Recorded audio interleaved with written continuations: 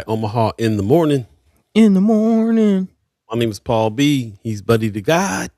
Hey. Man, welcome on this Love Supreme Friday, the 5th of June, 2026. About to fire this show up.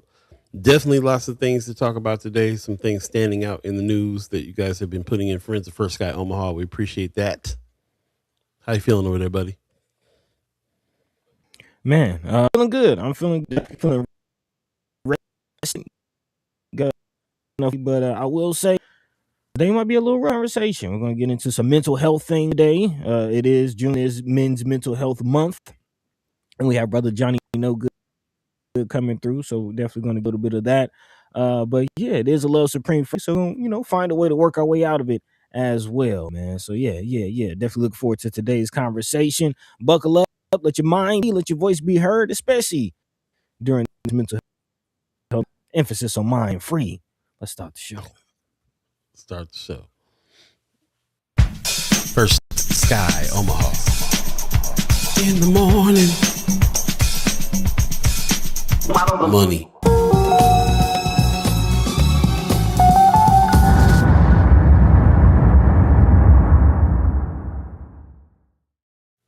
Once again, a big welcome to everyone joining us early this morning on this Love Supreme Friday, the 5th of June, 2026. And I really appreciate everybody getting up early this morning. Lots to talk about today. With special guests coming in the house today. Somebody who I can't believe we haven't had on before. I think we've been planning on having him for a while. Mr. Jonny Knogood in the house is coming through this morning.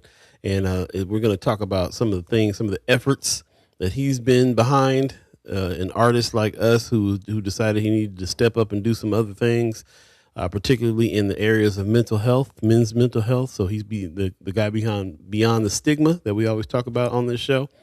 Jonny Knogood is going to join us, so can't wait to speak to him and continue to have some conversation about what's going on here in our community. I see everybody getting up early. Pops, good Friday morning and mad love from Las Vegas. Appreciate you, Pops. Thank you.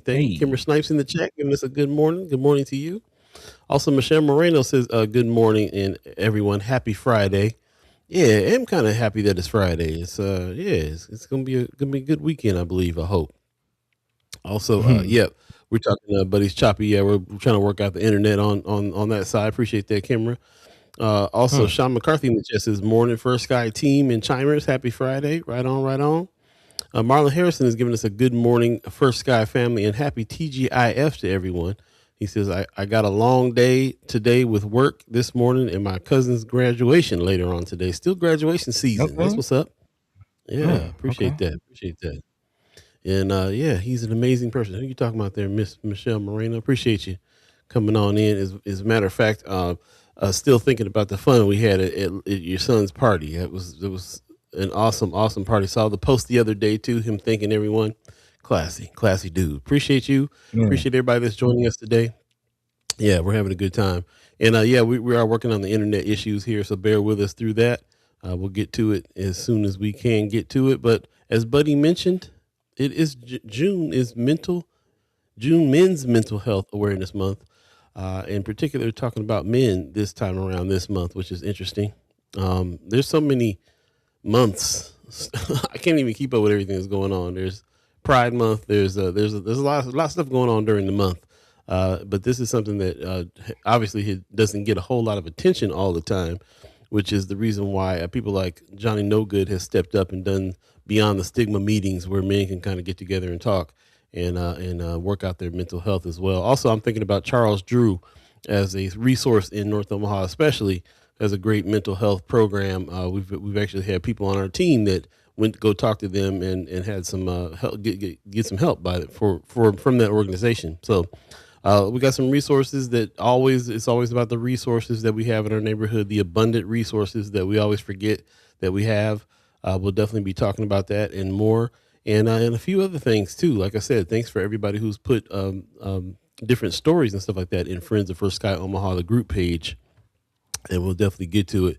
Buddy, while you're working on that, I'm gonna jump into the community updates a little bit. There's a lot of stuff going on. It is a Haps Friday, so lots of Haps going on. I'm gonna try to run through a few of them. Of course, this is the one that I'm looking forward to the most on Sunday. the Celebrating Prince over at Oto.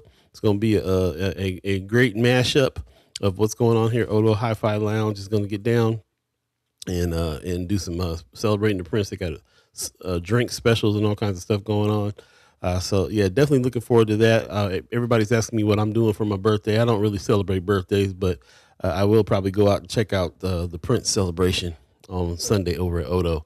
So yeah, that's definitely happened. Something else that is going on right now too, a team up between us and what's going on over at the Luminarium, man. Shout out to Connie Franco, my man.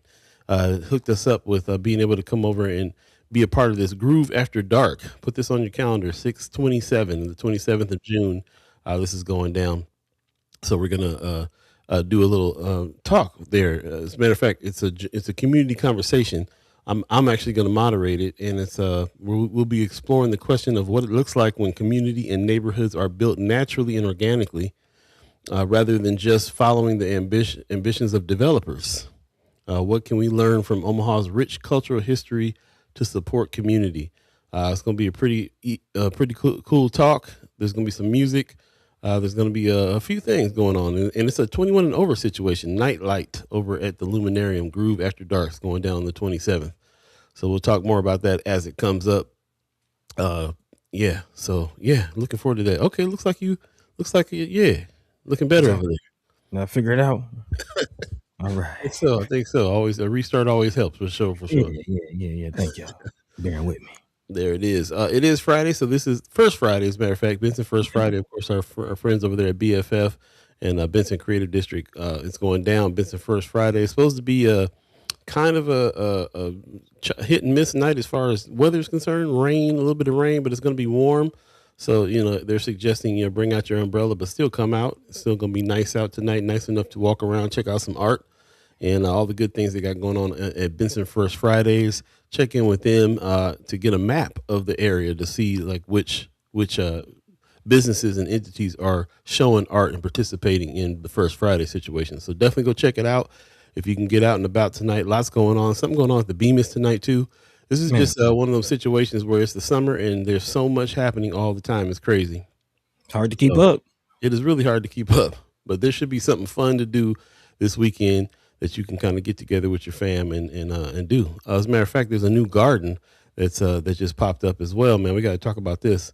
$11 million garden that Lawrence's put up. This is Old Market, 13th Street around Leavenworth area. And huge situation. We'll get to it a little later on in the show, but Polima Garden is now up and running. I didn't even know this was happening over there, which is a trip. Man. Used to be a parking lot, so it's a good use of the space instead of I don't know. That's questionable too. That downtown parking gets treacherous. A little treacherous down there, downtown parking. But we'll definitely dive in and see what's going on there, see if anybody went and checked it out as well. So, there you go.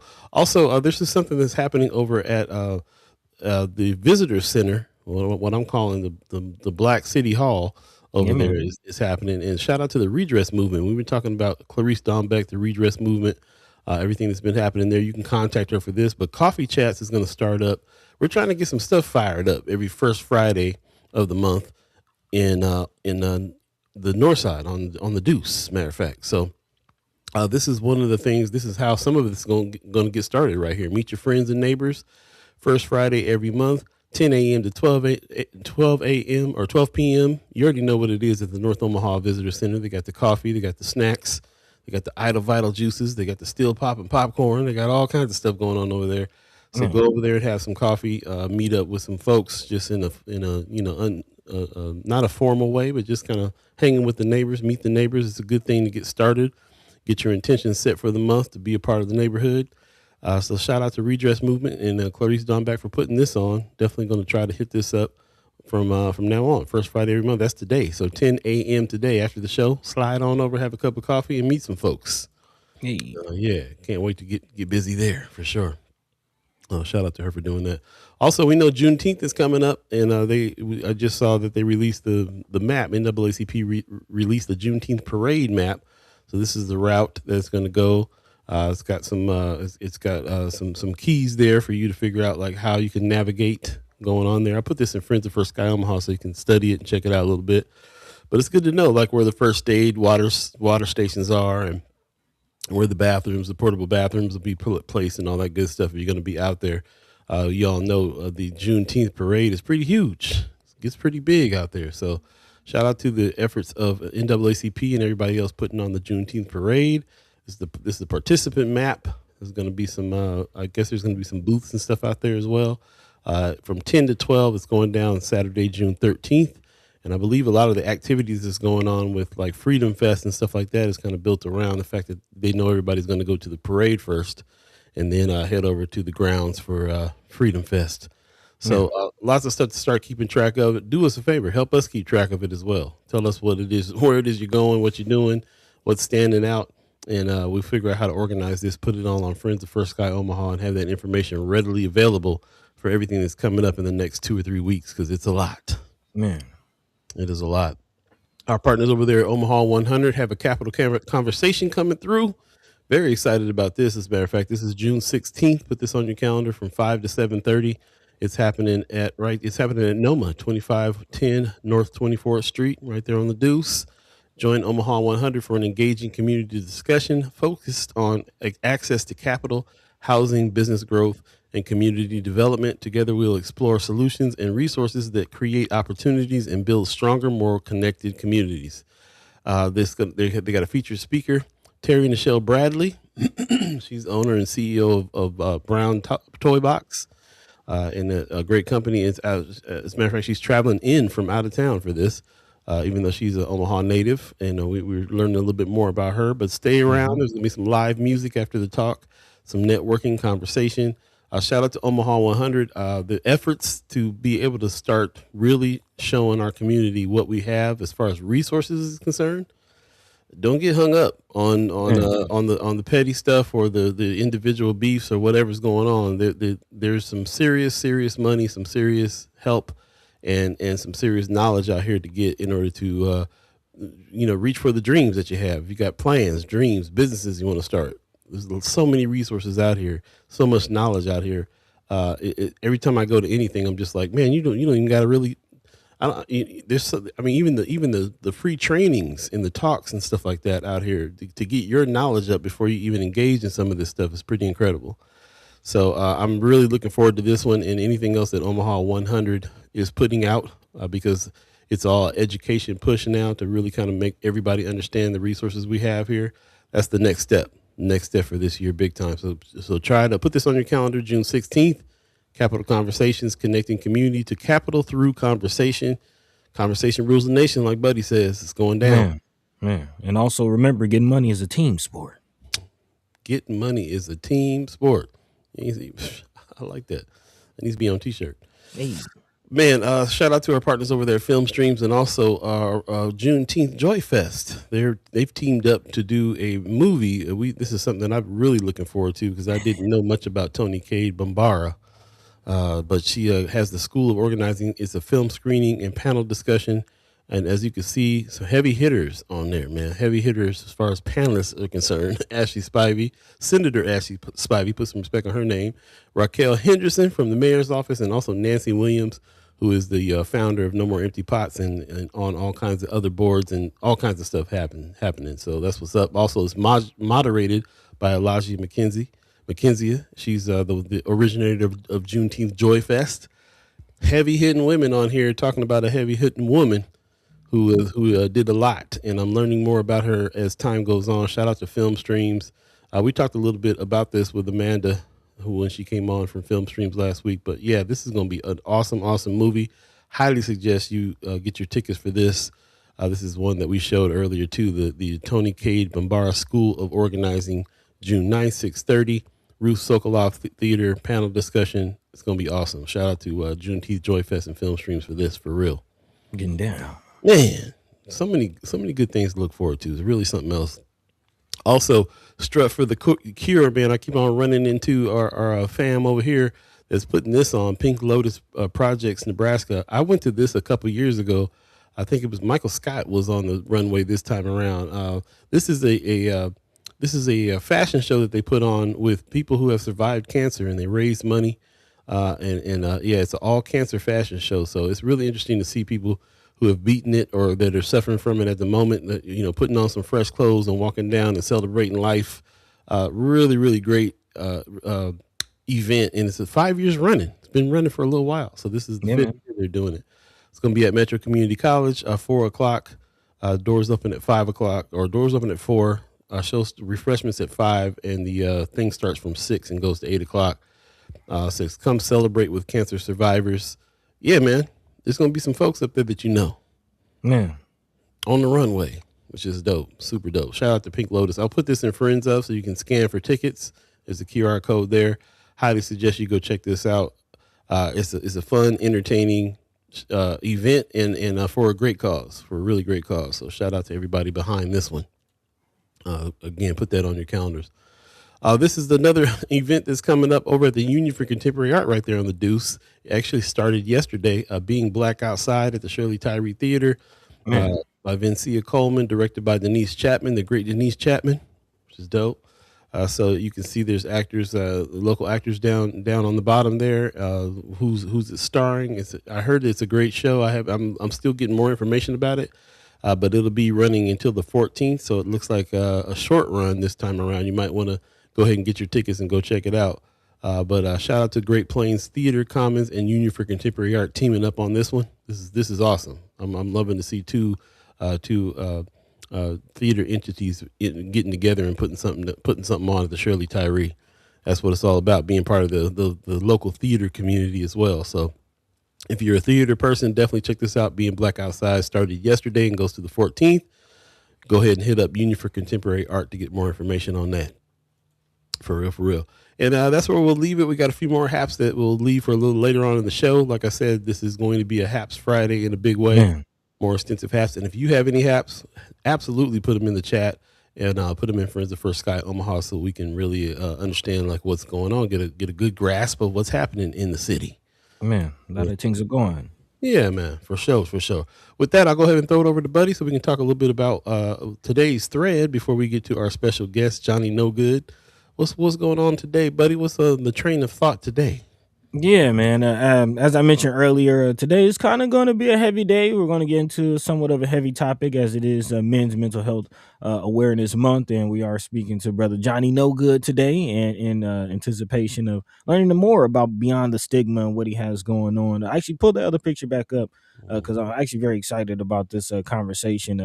As you see, all the brothers in this picture, man, local men from various generations, various age groups coming together to decompress and to talk, and the group has grown. So definitely looking forward to that conversation, because it's something in need, man. It's not only just Men's Mental Health Awareness Month, but here locally, there has been a string of police interactions that has kind of forced the city to examine and really come to terms with what it's doing when it comes to mental health and mental health awareness, and how mental health can impact us all.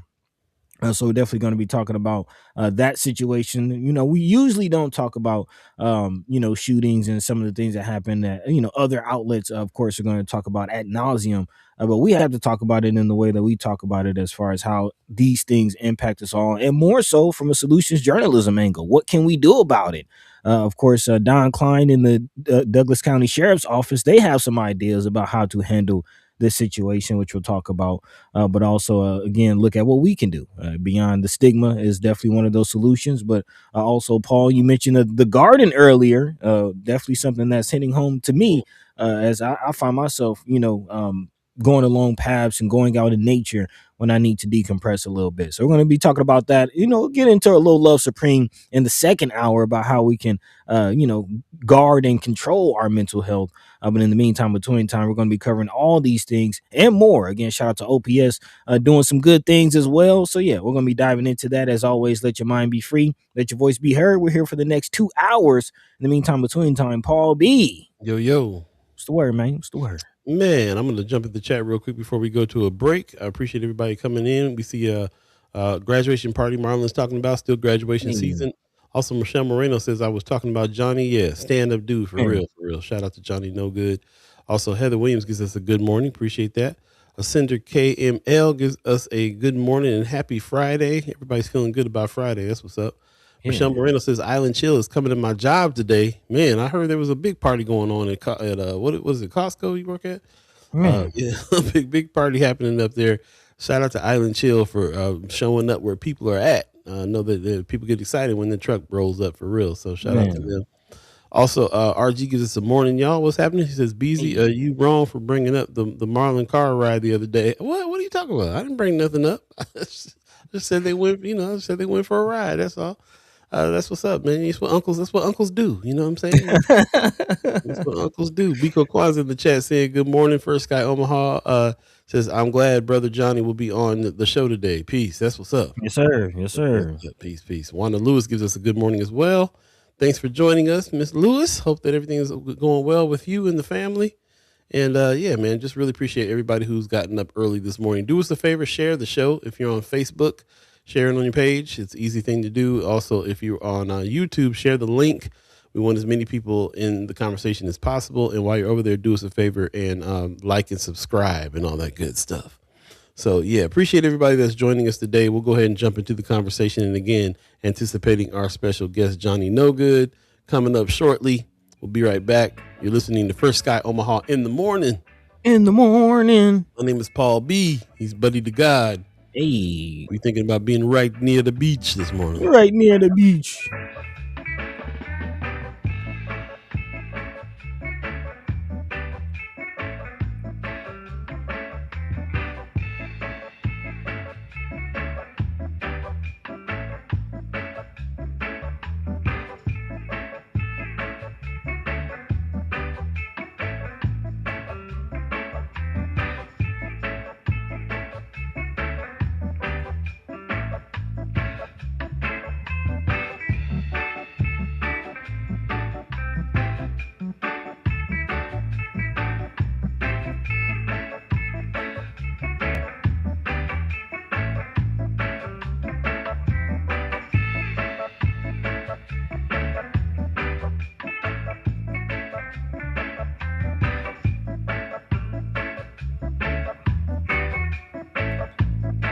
Welcome back.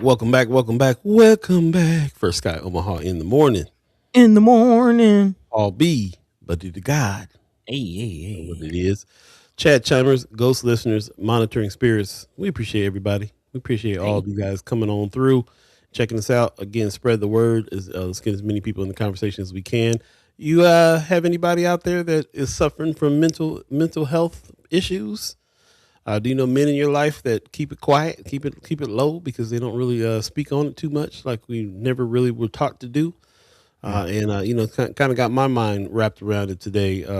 Just in general, this month for me has had, you asked me before, like what I do for self-care, what's been going on lately.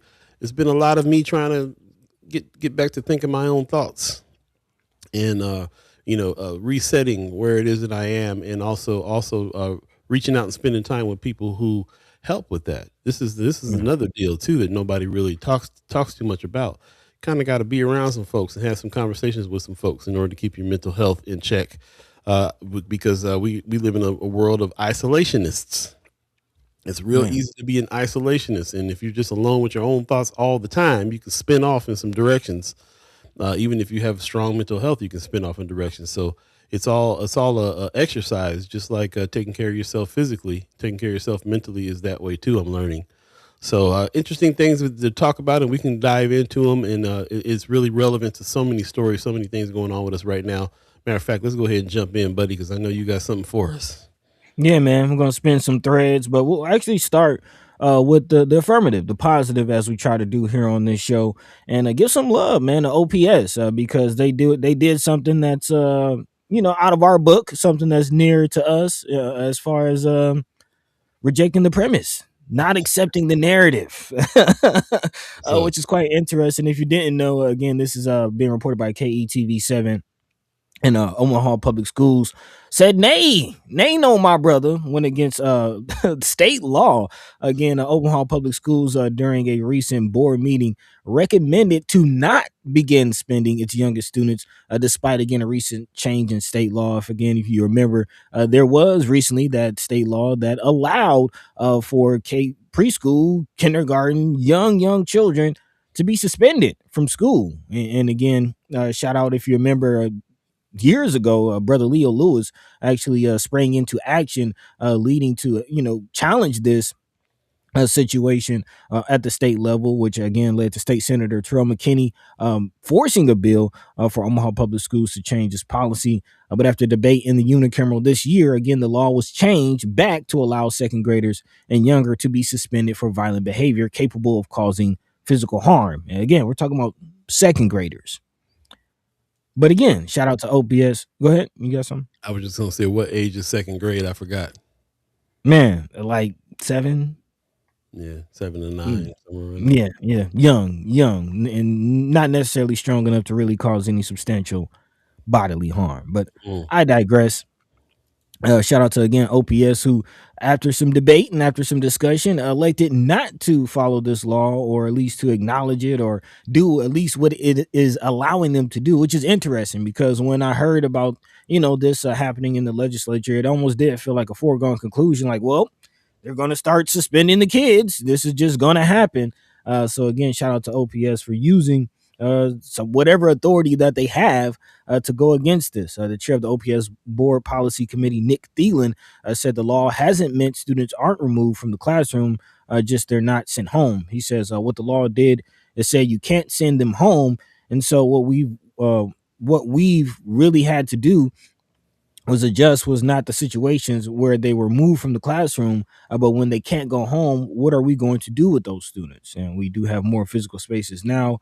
They're in better shape. He says we do have more strategies and training that we have for teachers and administrators, to help them de-escalate those students. The idea is that students are harmed in the long term when they're removed from school, and that it's better to discipline in school. A core argument of McKinney 2023 bill was that the suspension at an early age meant an increase in chance of ending up in the criminal justice system, which is again why I brought this up for today, as we talk about mental health and some of the other stories surrounding mental health, and what especially young black men, let's just call it what it is, have to deal with from the beginning.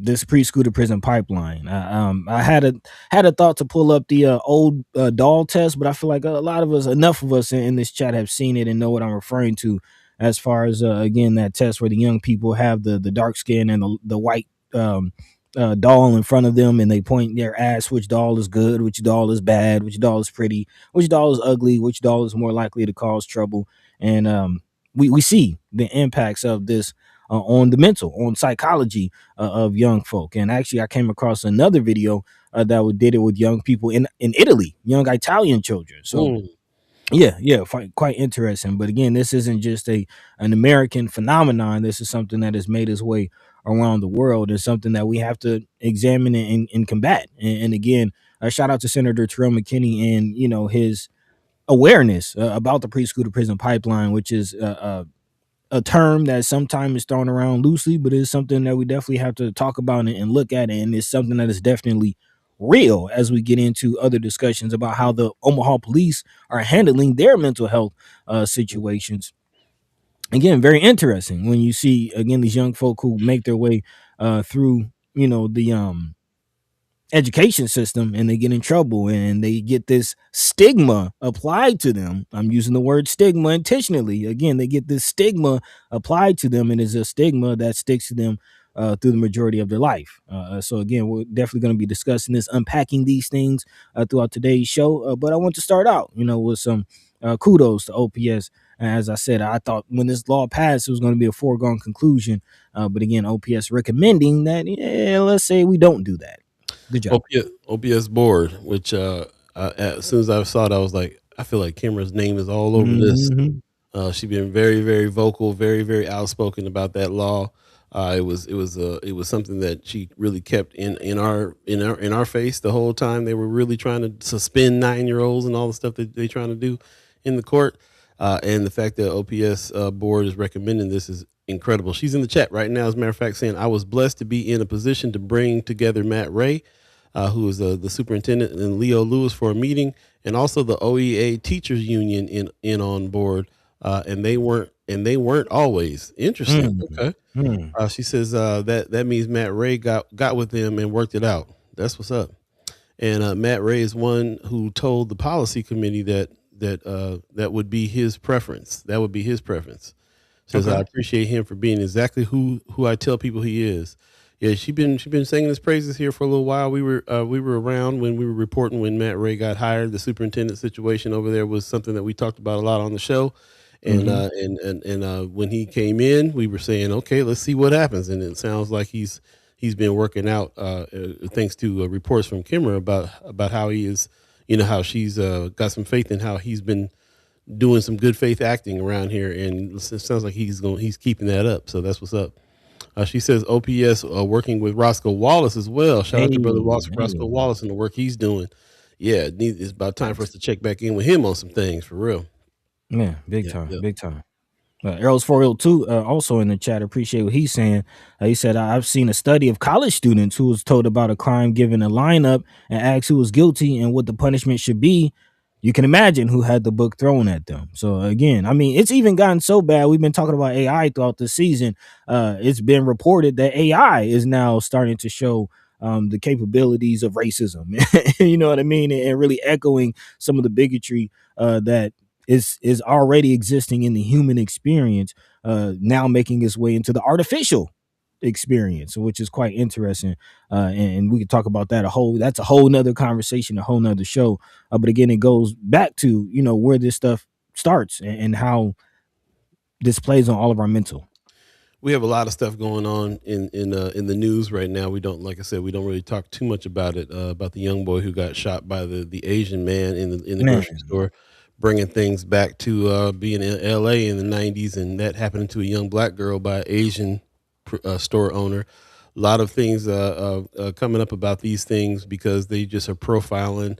Kids are in there. If you're young and black, then you just are in there to steal.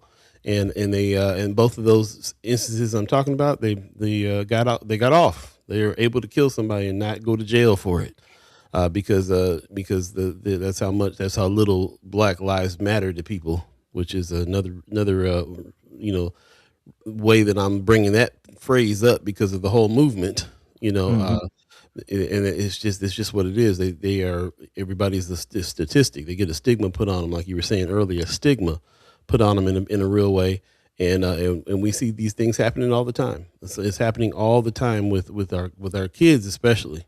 And it's really heartbreaking to think about how much we got to fight just for them to be looked at as human beings and treated like kids and everything else that we need, that everybody else gets. But here we are in this day and age, and it's still this way. And so I appreciate the fact that there's people that are trying to stay in the fight on this. We have to. So shout out to the OPS board for making this recommendation for the OPS standing up here. We're hoping that this holds. We're in a situation right now in this city where there is less crime, but we have Don Klein and people saying there is more crime. And always directing efforts to that, and it always comes out in the wash when it comes to black folks, especially, and young black kids, especially young and other young kids of color. It's messed up. So even when times are good, even when crime is down, we still have to be out here suffering from people's ideas and expectations about what it is that we are. So. RG in the chat says a homeboy of mine down in South Carolina posted publicly about that situation. As you can imagine, America was America in the comments. Man, I mean, especially in this era of Trump, everybody's emboldened, and he's just a symptom of that. You go to the KETV comments, you know what it is. You know what it is, which is why we do what we do, and we're gonna keep doing what it is that we're doing. So I appreciate you commenting, and obviously these conversations are important, not just what's happening to us locally, but what's happening nationally. We all see that. And I didn't even think about that story when we were preparing for today's show. So thank you for making that connection, because it is there. I do want to take a quick break, and when we come back, I want to shift gears and talk about the other side of the pipeline. Of course, this preschool to prison pipeline we're talking about, from OPS to OPD. Again, how are they handling this situation, and what's going on in that realm? So stay tuned. Word up. First Guy Omaha in the morning. In the morning. All B, buddy to God. It's 7:34 right now. If you believe in the concept of time, we'll be right back. Stay tuned. Jonny Knogood coming up shortly.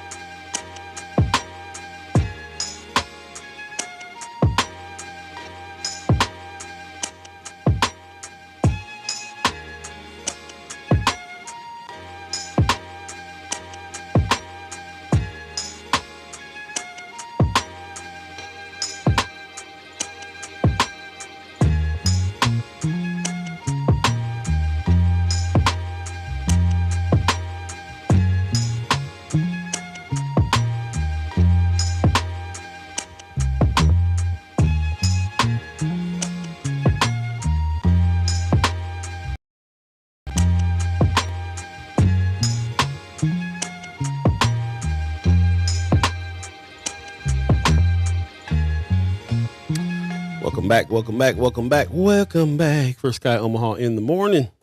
In the morning. My name is Paul B. He's buddy to God. Hey. Shout out to you, chat chimers, ghost listeners. Thanks for joining us today. Again, if you don't know what day it is, sometimes I don't. It's the 5th of June, 2026. It's supposed to be kind of warm, kind of maybe rainy today. So if you're in Omaha, Nebraska area, then look out for that. But it is the era of the good weather right now, the springtime weather. So make sure we get out and check some things out. The new garden is something we definitely need to look at. A few other things happening. Just remember, it is a Love Supreme Friday, so we want to make sure that we think about living alive with one another, doing our art, being artists, spending time and taking care of our health, physical and mental, in a big way. This is what it's all about right now. So really appreciate everybody who's joining us and coming on in. We got some little gremlins and stuff going on here. They're trying to glitch some stuff up. So if something happens, just warning you. We'll be back if something pops off here. I can see, something going on here. But we're gonna fight the gremlins. Fight the gremlins that be. It is 7:37 already. If you believe in the concept of time, buddy. What we got next? What's next on the agenda? Yeah. Let's continue along this thread that we're laying today as we prepare for our guest, brother Jonny Knogood, taking us beyond the stigma. But let's stick with the stigma for a little bit. Let's talk about it and what it means. Again, once you go through this preschool to prison pipeline, and you develop callous, you get used to being called the bad guy, so much so that you actually lean into it. Sometimes that's just how psychology works, and you take on this stigma. Which a lot of times means that you're on a slippery slope, if you will, and in for a untimely demise sometimes. Again, when you deal with the police, again, this is something that actually has been coming up several times throughout this month, throughout this year so far, which is interesting. Before the break, you had mentioned that crime is down, which I am seeing a lot of reports saying that very thing, that crime is down. But at the same time, it seems like there has been a lot of mental health connected shootings, which is a different conversation. We all know that poverty is a big kind of factor of crime. I couldn't think of the word, but again, poverty is a big determinant of crime. But what about mental health and the lack of the resources thereof, which we've been talking about a long time here? And it seems like, again, the only way to get mental health assistance, especially in the city of Omaha, is to have a case or to have some kind of interaction with the Omaha police. And again, the Omaha police crisis negotiators, who are, again, supposed to be equipped to deal with some of these mental health situations, again, are discussing this increase in mental health calls and shots fired with police.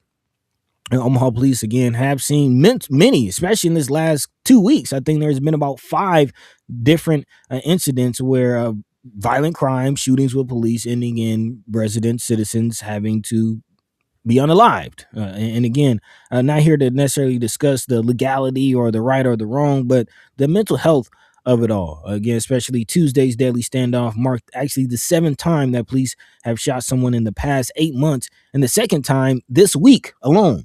The Omaha Police Department said its crisis negotiation team is deployed to prevent and respond to incidents like this. However, acknowledging that they are not mental health providers. Lieutenant Joe Nickerson, who is actually the commander of the crisis negotiations team, said the department is taking proactive steps to address the growing call, but again, does acknowledge that that's not necessarily the full job for police. He says we're on the forefront to it, and that's why you see a lot of the departments like OPD and others in the metro area taking these proactive steps.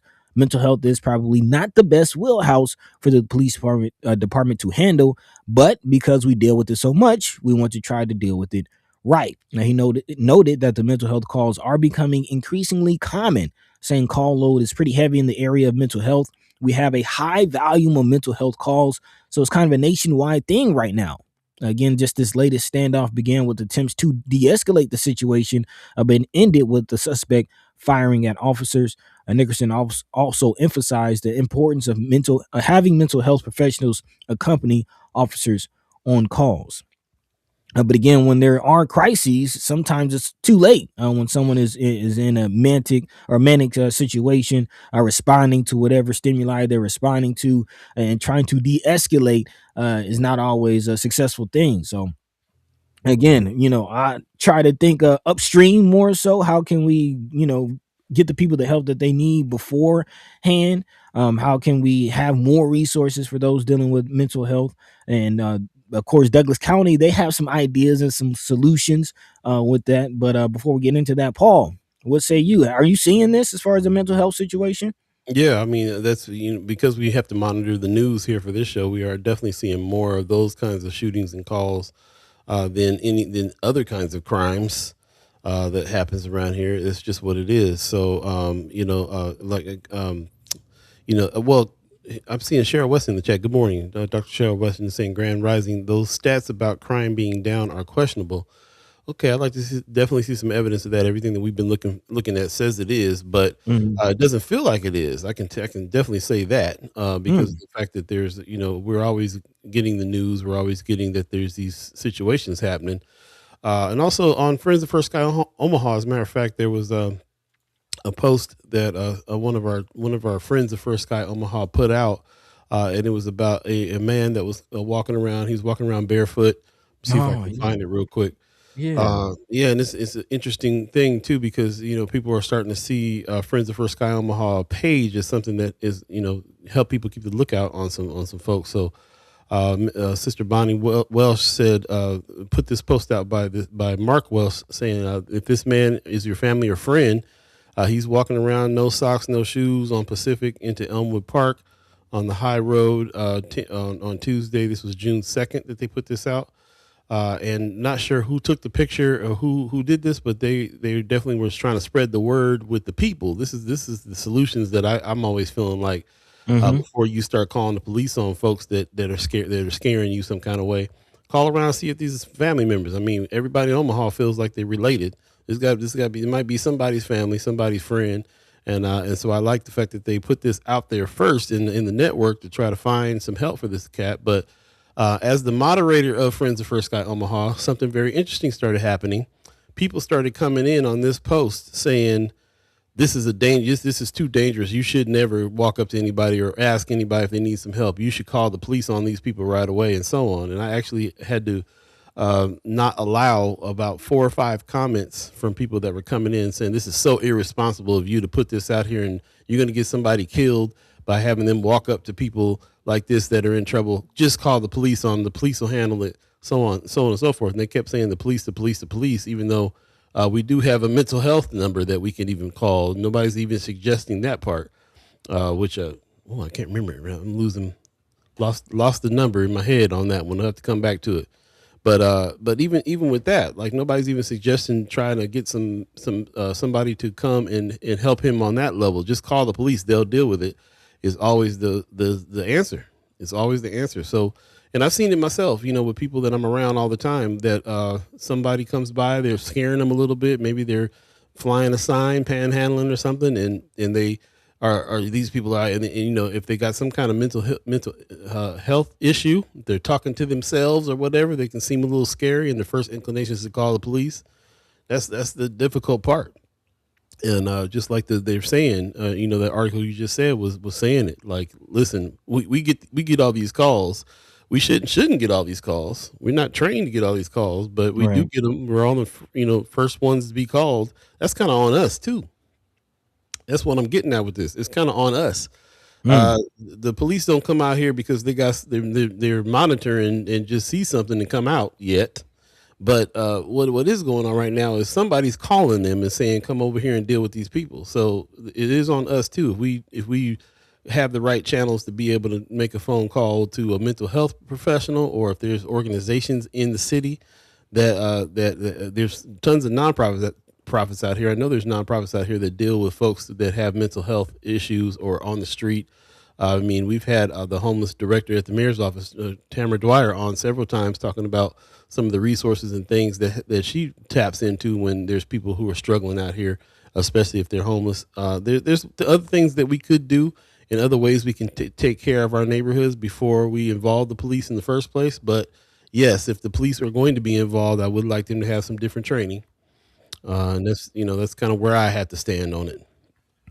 Definitely. I mean, I'm more so of the mindset that we would more so need like people like Tamara Dwyer who have experienced or are closely experienced with the thing, and not necessarily coming from an enforcement perspective, but actual having a human approach, maybe even more so like paramedics dealing with these types of situations, Right. and maybe be accompanied by an officer if it does get dangerous. But I do appreciate where you're coming from as far as the community's aspect and what the community can do to help with this situation before we even get to the police, which again, I know our guest is waiting in the wing. Do you want to tee him up as far as somebody in the community who's doing just that, helping with Sure mental will. health? Yeah, we'll bring him in right after the break. 988 is that mental health number. I wanted to make sure that I put Yes, that out yes. there. You can call 988 instead of 911 and Man. get some mental health there. We'll come back to your comments there, Michelle Weston. I definitely want to take a quick break and then bring our guest in. Stay tuned. Johnny Knogood in the house. Stay tuned. Hey, We'll bring him in right after the break. For Sky Omaha in the morning. in the morning. All B, buddy to God. We'll be right back, y'all.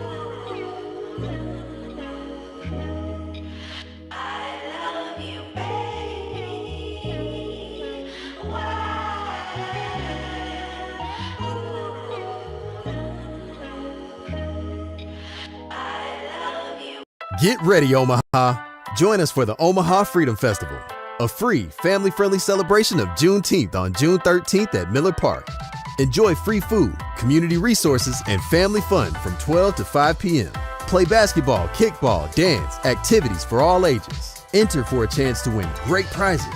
Download your free day pass now at omahafreedomfestival.com. Celebrate freedom, family, food, and fun. The Omaha Freedom Festival. Everyone's invited and everything's free.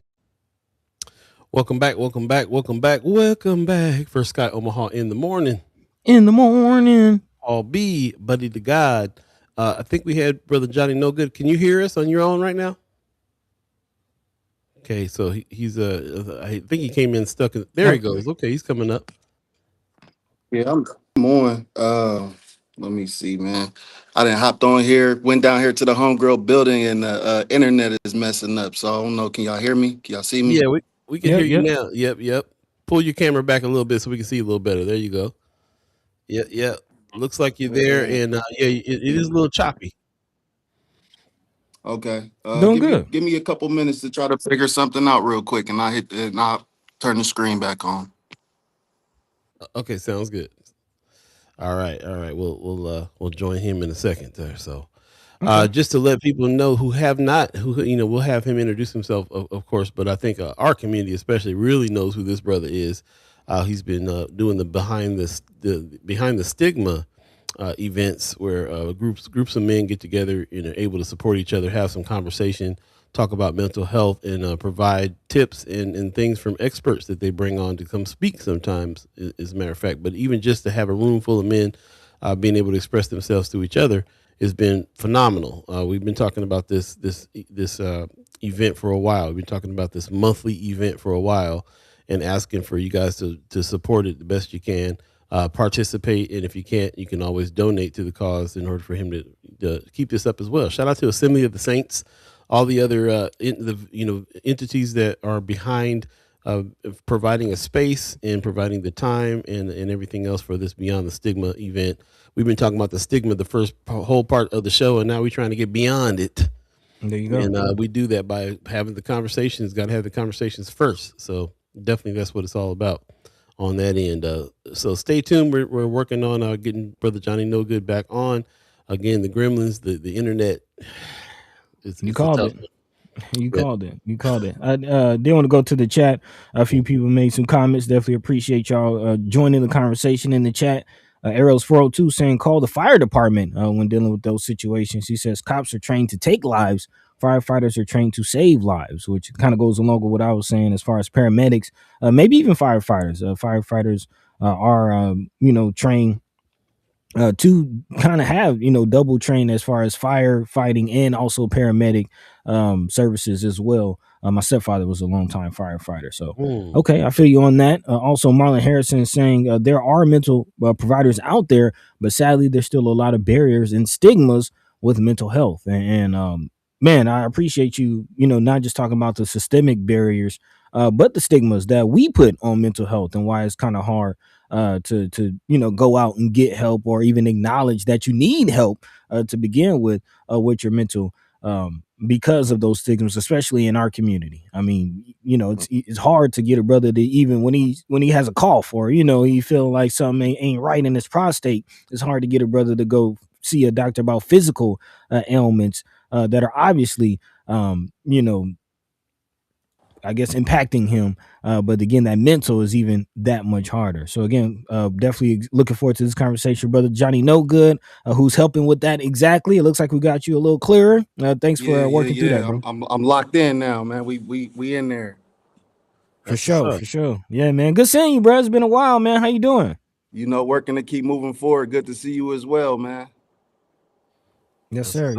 Yes, sir. I was surprised when we talked and we had you on the show. I think we've had you on a list to come on the show for a couple of years now. It seemed like, yeah. I remember I saw Buddy at the Upper Bound thing probably like 2 years ago, and I was like, "Yeah, what's up, man? We gotta get you on the show, man." So Kwanzaa, shout out to my boy Biko out there in Philly. He put the pressure on. He's like, "Johnny, they talking about you on the first guy in the morning," and he's like, "Man, but they won't bring you on." So I had to press Paul a little bit, like, "What's up, man? Y'all ain't gonna bring me on? What's going down?" Hey, man, glad we can make it happen. Like I said, man, when you said it, bro, I was like, "Are you kidding?" Like as many times as we talked, I was just like, "I'm sure we had you on before," but bro, we're 5 years in. We had so many guests on now. It was tough to think about, especially because we always are talking about you. It was like, how do we not have him on yet? So we apologize, but we happy you're here today. And he, brother Biko Kwanzaa is right, man. Every time the Beyond the Stigma comes up, we bigging it up. We think that it's a huge piece of a needed resource in our community in a big way. If it stands out as a huge needed piece in our community, along with anything else that goes on, any economic development that happens, or any community protest that's going on, or any community conversation that's happening about our development in the city. None of that can happen unless we got our heads right. And I feel like that's how important it is that the work that you're doing over there, man. So tell me quickly, just real quickly for the people that don't know you. I can't imagine who don't, but do a little introduction of who you are as a human being, as an artist, and as an activist, and everything that you're doing. Just give us a little rundown. Man, appreciate it, man. Jonny Knogood. Birth name is Devontae Abram. So a member of the Dozens of Cousins, the Emma Early Fisher branch. So, we locked in with almost everybody in the city. As far as who I am, it depends on who you ask. I'm a multi-hyphenated creative. So I do a lot of different works when it comes to art education and urban agriculture. So spoken word, photography, adjunct professor, any kind of aspect when it comes to education, teaching our people and stuff like that. So just a little bit about myself for sure. That's what's up, bro. Man. You work with the kids too in some of the facilities and organizations, right? Haven't you done that before? Yeah, definitely. So was with Upward Bound 2021. I didn't come back this year, but for the past 5 years, been working as an adjunct with some of the youth that's in high school. Worked with Nebraska's Writers Collective as a teaching artist. So worked with middle school students and high school students. Worked with a lot of different youth populations over the last decade or so. That's what's up. Man, You man. got boots to the roots down there on that. Oh yeah, for sure, for sure. Yeah. Long time. But what made you get into the mental health space? As again, I've kind of met you. You were heavy in the art space, Yeah. especially as a spoken word coach. What kind of directed this pivot? Man, well, back in 2010, I was the victim of a home invasion in which I was shot and had to end up shooting one of the perpetrators. And the guy Mm, had a 10% chance of living. So every time around August, September, find myself getting into a space where I'll just be like willing to isolate and not necessarily be bothered by people.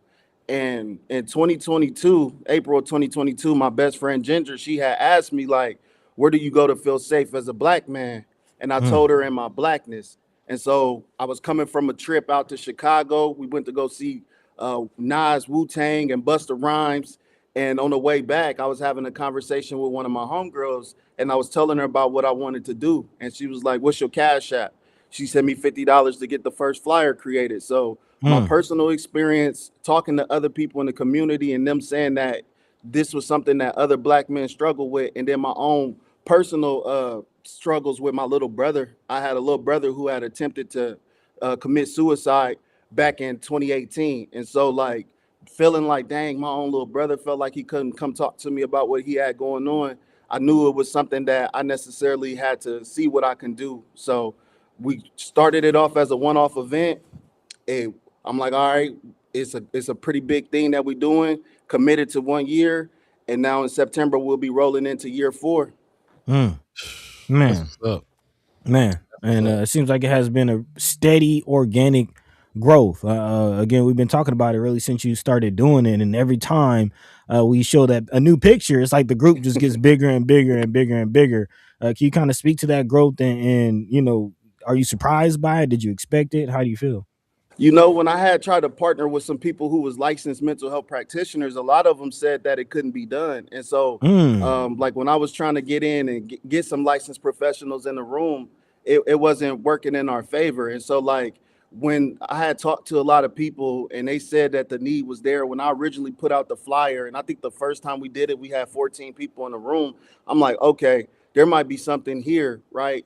And mm-hmm, so the growth is about intentionality, right? Like a mm, lot of people throw around the word intentional. It got different definitions depending on who you talk to. So in the medical field, the word intention is a pathway for healing towards a wound. So we are very intentional about creating a space in which black men can get everything together that we need, right? What we think about ourselves is based off of what we feel about ourselves, and what we feel about ourselves is based off of what we know about ourselves. So as to mm, Paul's point, like about how big it is to first get the mind right, even Jesus, Yeshua, right? A lot of his first parables and stuff and his teaching started with repent. And a lot of people think repent and confession is the same thing, and it's not. Repent comes from the Greek word metanoia, meaning to change one's mind, to revert mm. one's thinking. So a lot of the stuff that we need has to come with us changing the way that we, one, perceive our situations, and two, perceive ourselves. Man, kind of reminds me of the saying, if you knew better, you do better. You know what I That mean? part. So definitely starts with Man. the thinking. Um, man, that's powerful. By the I'm way, I just Go got ahead. to give you a shout out as a wordsmith. I just got to give you a shout out as being a wordsmith and digging into the etymology and the language and understanding things from that perspective is always the path, bro. Like Yeah, I man. love that you do that. It's the path to understanding. If you don't have the words for it, you're not gonna understand it. So I appreciate your wordsmithing right there for sure. Yes, sir. Big time, big time, big time. Dropping the gems. But yeah, you need it. You need it. And that goes back to the stigma, which is what I really wanted to dive into. Is that what you planned on calling this program, this project from the beginning, and why? Why Yeah, that name? it came naturally, right? Because I'm thinking about, like, what is it that doesn't allow us to be able to identify with having mental health issues, right? And Mm, I know a lot of our sisters that's been out here boosting the ground, putting in a lot of work. They ask where the men is at. And I think that it's important to acknowledge historical harm that has been instituted by these certain institutions and systems, right? And so mm-hmm, when I think about mental health, I think about, back in 1851, there was a term called drapetomania that was created, in which it said that a slave had a mental health issue for desiring to be free. So Yep. I think of those type of things, how institutions have been historically weaponized against us as a people. And so it's important to acknowledge that. There's also a theory of stages of illness behavior by Suchman. And part two of the 5 stages of the illness behavior is saying that the identification or the assumption of the sick role. So if we're looking at healing, a person cannot, one, begin to heal until they identify with having an issue, but there's social cultural norms, or i.e. stigma, that goes around mental health and those type of conversations. So if we can address the social cultural norms, what kind of things are celebrated or what kind of things are demonized within a specific subculture of a larger culture, then maybe we could start the pathway towards healing. Man, that's huge. That's huge. I'm kind of curious, like when a young brother, or like how does the process work in your group? Like when somebody comes in, how do you begin to get them to open up? Like how does that work? How do you do it especially after the practitioner said it can't be done? Yeah, I think it's just about being authentic and authentically being ourselves. There's nobody in there that's standing on their titles. Even like with Beyond the Stigma, it's not work that I do alone. Shout out to the Mm-hmm. brothers who've been pivotal in making sure that this thing pushed forward. I think of specifically Tyler Payne. Yes, I sir. think of brothers like Shamari Huggins, who's been consistently there. I think of brothers like Eric Ajiki. I know over the Mm-hmm. past year he been DJing a lot. I think of people like Lipo. I think of people like my brother Bo Adams. So it's not just a me thing; it's a we thing, right? And when we had got awarded the Malcolm X Innovator Award, I had mentioned that one of my favorite quotes from Malcolm X is, "When I is replaced with we, even illness becomes wellness." So it's a Mm. collective thing. When they come in, we not pressuring nobody to share. We're not pressuring nobody to talk or any of those type of things. We just simply invite the space for it to happen. And I think that a lot of us desire camaraderie. We desire friendship. We desire brotherhood. We desire these type of things. And when they come into the environment, it challenges all of the assumptions that we have, one, about ourselves and about each other. I always love that my brother Lightpole, he say one thing about us: we'll be in a room full of black people coming together and say how black people can't never come together. So we Mm-hmm. challenge those Mm-hmm. type of things when you come into a space like that. So that's kind of how we allow for people to come in and just be themselves. We didn't took different practices and went through different trainings.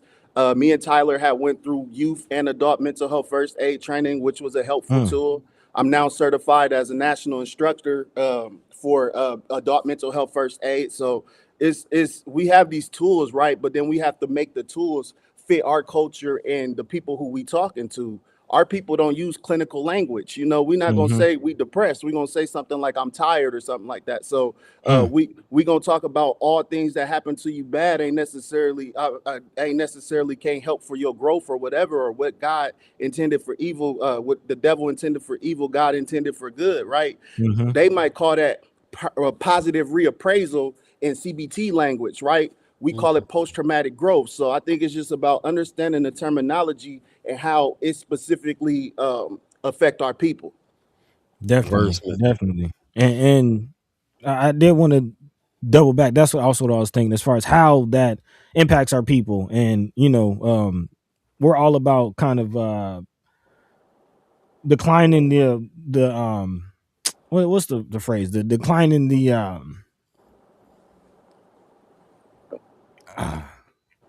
I'm drawing a blank on it. The narrative. You talking about That's not the word. yeah.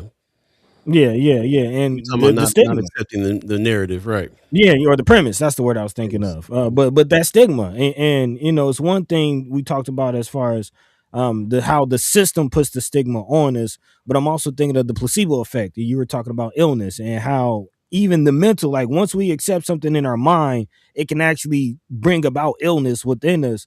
And I'm kind of curious, what are some of the stigmas that you see that we apply to ourselves when men come into this room, and some of the stigmas that they deal with and they can't let go. Yeah, I love that. So this next month, and I'm hoping LP see this because I'm challenging him to greatness.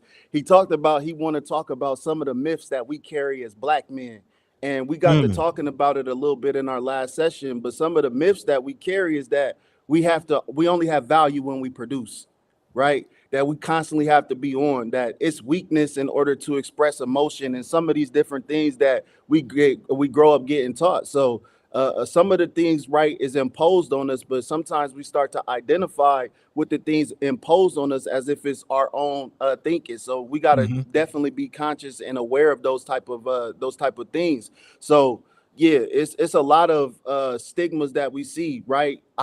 One thing I do off the bat to let some of the young guys know, like, hey, I know it sounds corny, but come join us. Come to a session. Like Paul, I know you came to one of our special events, but until you come into the room and you see what's going down and you see the people who in the room, right? We got brothers with PhDs. We got brothers who can't say their ABCs. You know, we literally done had doctors up in our group. We got pilots in our group. We got people who running scholarship programs. We got people who running from the police. You know what I'm saying? So when you see that everybody is represented in there, former gang members, people who have taken lives, people who have had close losses to them, you start to realize the stuff that you're going through, you're not unique in your struggle. And I think that that's the most helpful thing. That's a part of challenging that stigma, is to let people know that whatever they're going through, they're not unique in their struggle. They might be unique in the challenges and the circumstances around it, but there's somebody who can identify with what you have going on and then create space for you to share if you want to. Yeah, man, that special event that I went to. What blew me away was that you had experts on the panel that were talking about these things connected to places that we can go for mental health. And then there was a little 11-year-old cat that came in and just felt the spirit and felt he wanted to speak up on his thing. Man, and, you know the Z was only 8. Was he that young? Z was 8. Yeah, it blew me away that he felt like he could speak up with a room full of men like that, and he did, and just the grace that all the men just gave him and sat there and listened to him, let him hold the floor for a minute. How many times in his life did he get to hold the floor for a minute? You know what I'm saying? And a group of grown men standing there let him do that, and then bigging him up and praising him up after he did it.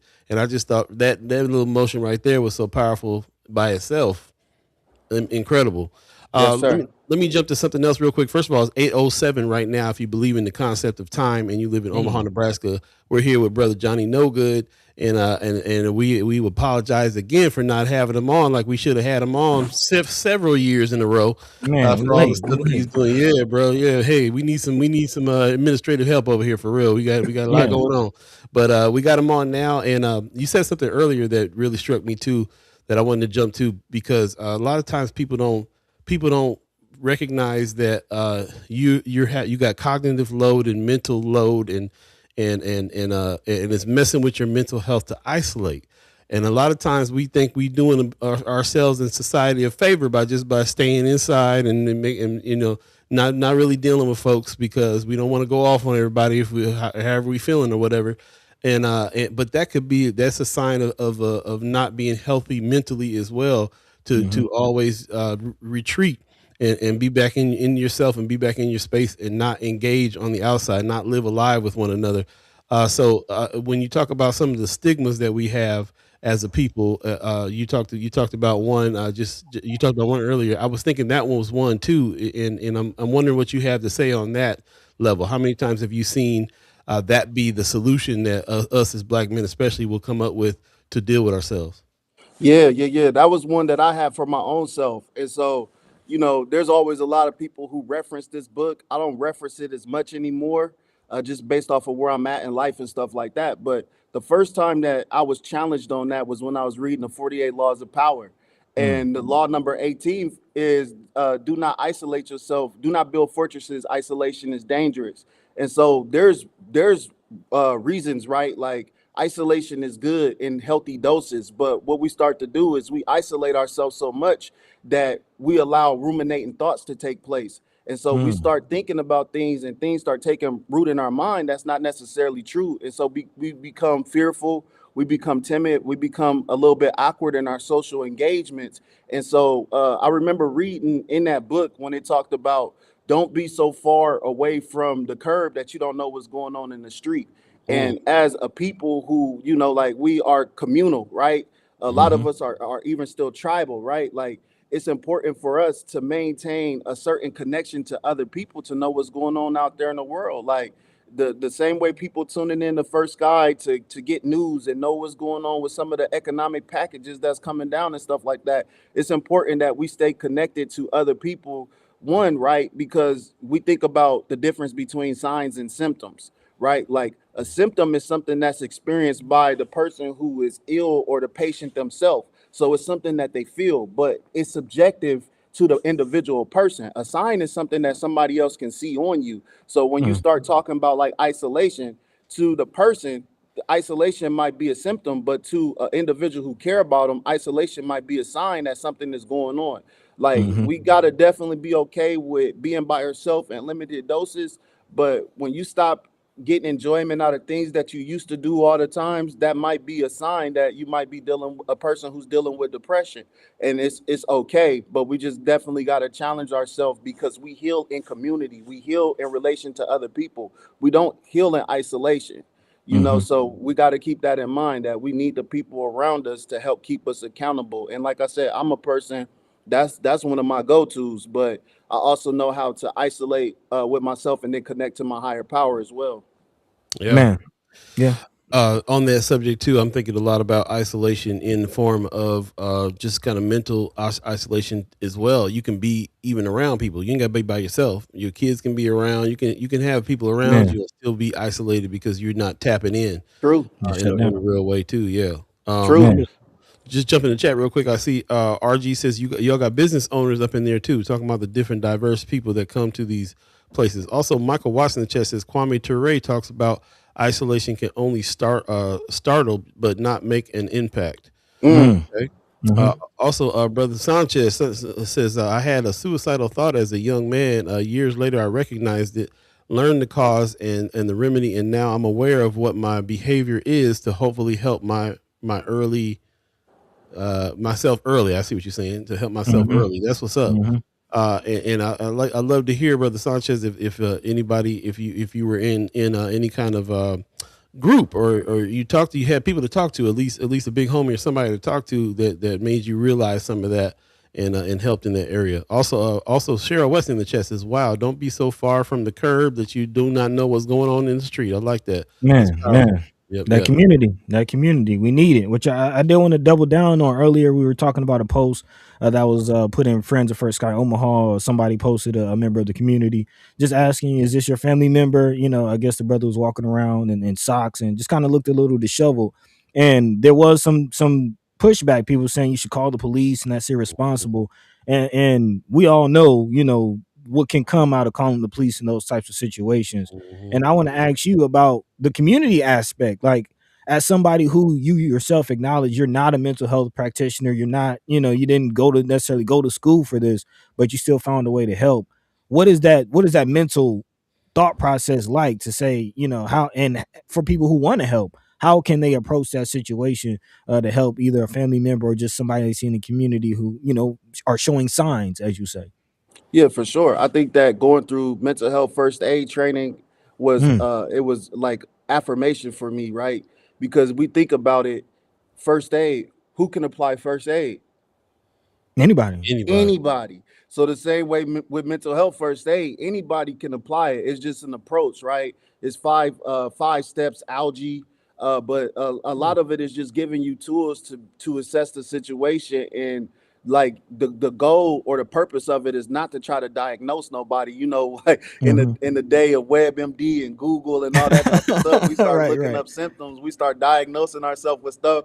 Like I thought I was dying a couple years ago. I just had gas. You know what I'm saying? Internet is not good for a hypochondriac at all. Tools to be able to feel comfortable in asking, because there's some other stigmas, there's some other myths that's around it, right? Like I remember when I went through the training, and it told me, like, if you believe somebody is having suicidal ideations, to ask them, are they thinking about killing themselves? And that seemed like something that's like super taboo or something that you shouldn't do. But it's been helpful. I've used it in several approaches when I've dealt with people who might have been on the verge of a crisis, as things then it got worse. So I think that like taking the mental health first aid training is important, and then knowing that you don't have to be a licensed professional to care and see other people's humanity. And so there is some risk factors that come with calling 911. I know in Council Bluffs, they have like a mental health first aid person who, or, you know, like a licensed professional who come in when people experience a mental health crisis, and they're a little bit more adept at handling those type of situations. But sometimes the resources don't necessarily be there. So I know we're Mhm. supposed to have one. I don't know how many people are licensed and trained to do that.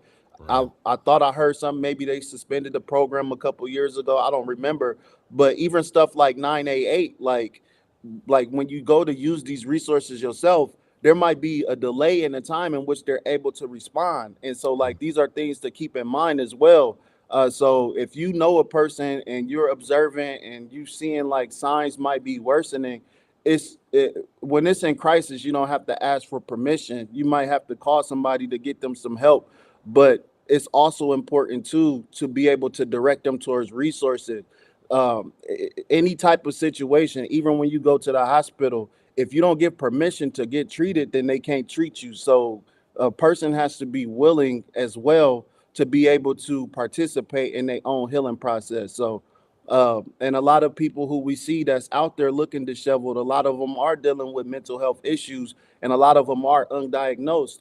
And sometimes they get misdiagnosed too. So when Mhm. I talk about the systemic failures, I think it's important to understand, right, the difference between systems, systematic, systemic.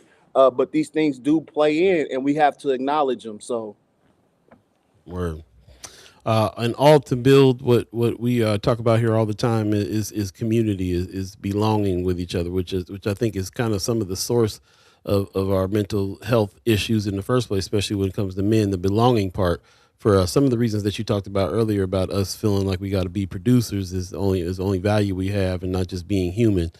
I missed a comment by Angel Starks earlier, where she said the true definition of belonging: come as you are, and know you will be seen and heard as you are. That's what's up. And Man, applause for for sure. that. Appreciate that. Also, Kimber Snipes in the chat is saying exactly. I had one of my youth called 988, and they told me that they got put on hold for a very long time. I was hot. yeah, Mm. yeah, yeah. I know somebody who called 988 and they was put on hold for over 2 hours, and Mm. they had enough wherewithal to end up calling 911. And where they Mhm. was at, 911 responded, but she had refused to talk to the person who came on scene until they brought the mental health person to come and intervene. So like we do have to be mindful that Mhm. sometimes these resources in different areas operate differently. So that's something that we got to keep in mind. Especially that's why I like to recommend things or people who I know personally, because we could know things from the internet and then the lived experience with it not match up to what we think it's supposed to be. Yeah. Mhm. Yeah, and I'm also thinking of like situations where people are dealing with trauma, dealing with things, and that might not even match diagnosis, but still need the mental health assistance. What are some of the resources or some of the things that you have seen work the best? Some things that you might recommend, or some things that you have learned about. Those like, oh, I didn't think about that. That actually worked better than I thought.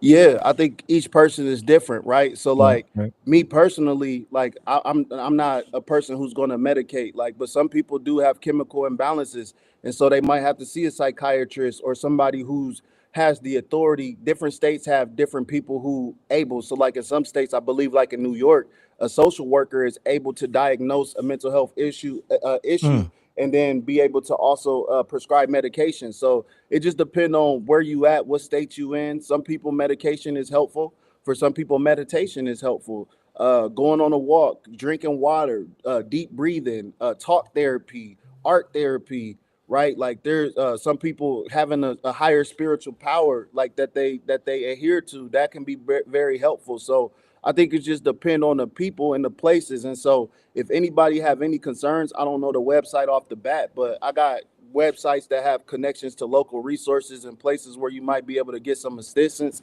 I want to say on 42nd and Center, I don't remember the name, but there's a spot over there in which if you come in, that you can get 16 free sessions of therapy. So like Mm. I know places like Charles Drew got a sliding scale. Like there's places where you can go to if you need help. And I think that people like Peyton Hogan is important, right? Mm-hmm. I know his caseload is crazy. I don't think he has any openings to be able to accept new clients or whatever.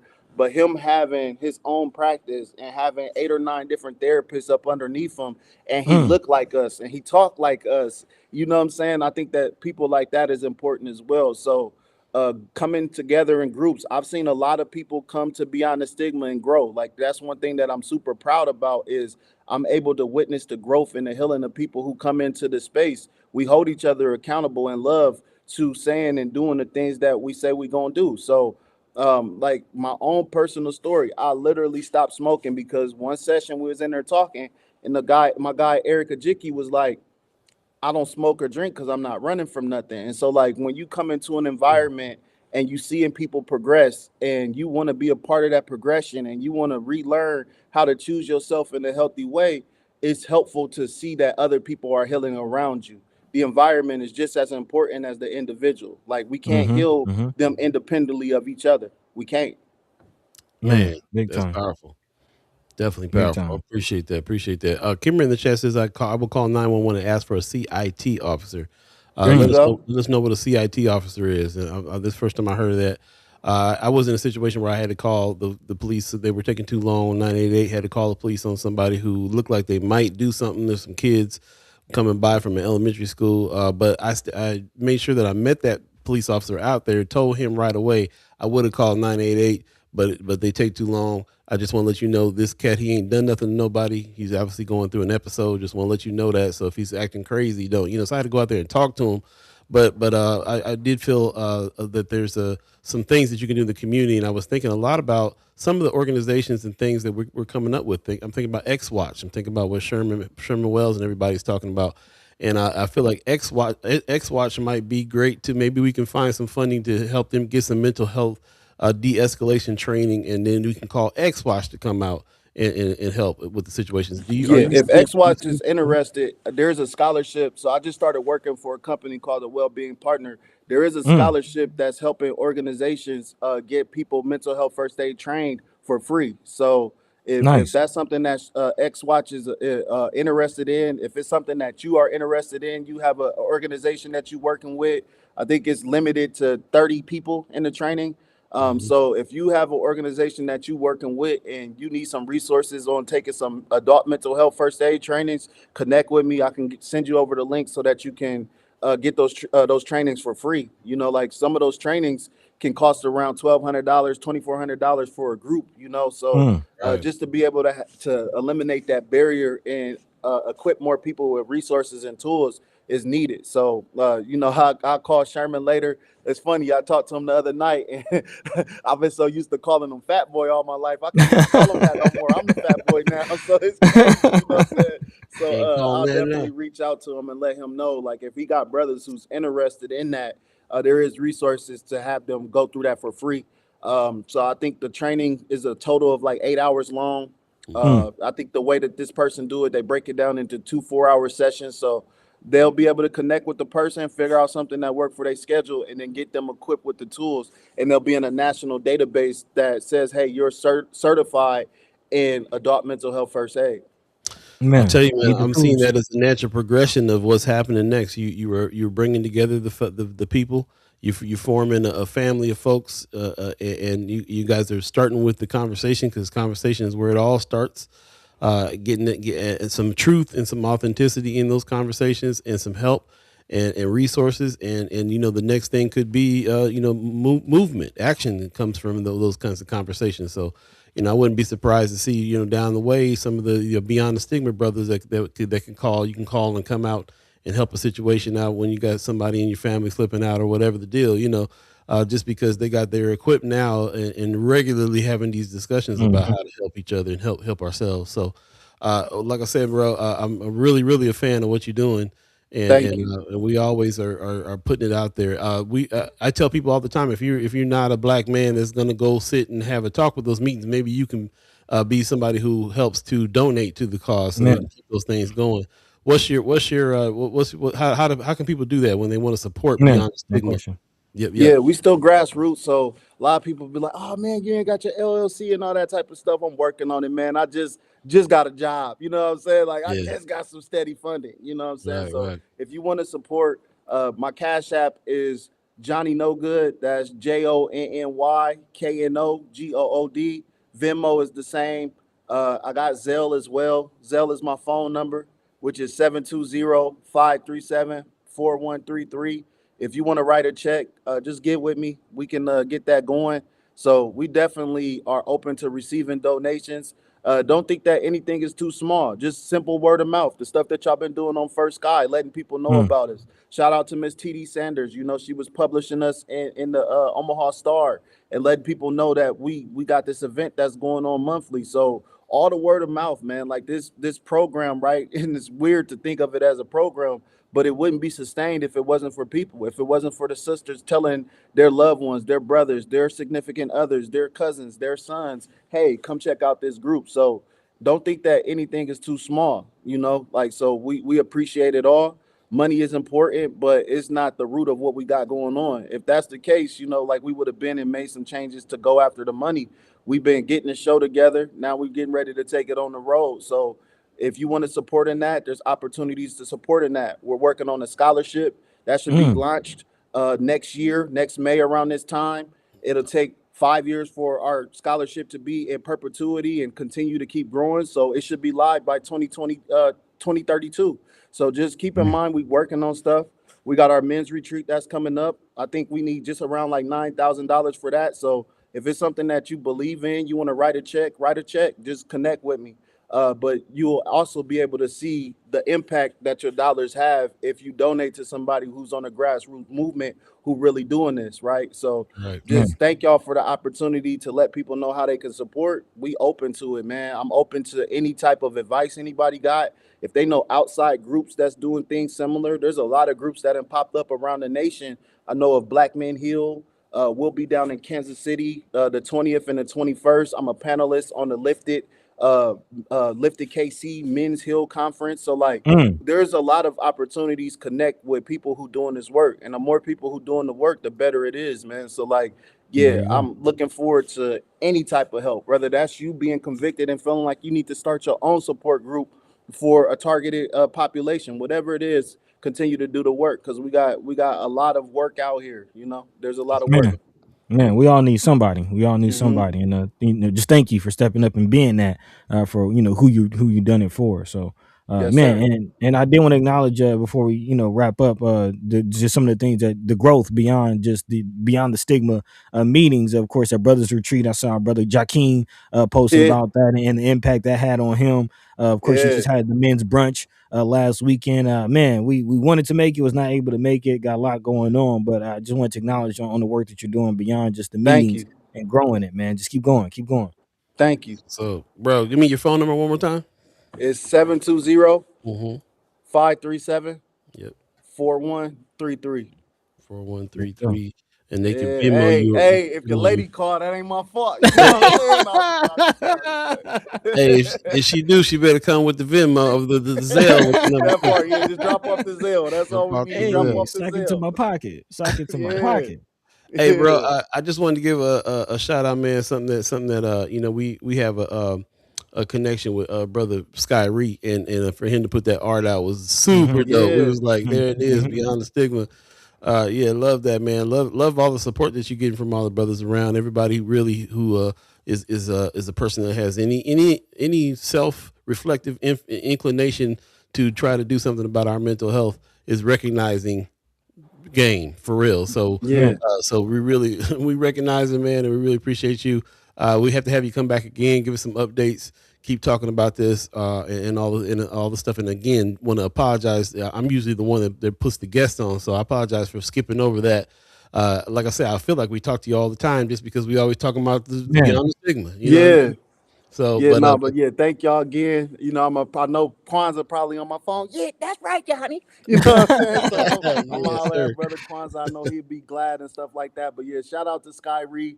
Like I said, shout out to everybody that's been a part of pushing this thing forward. I know bro down in St. Louis.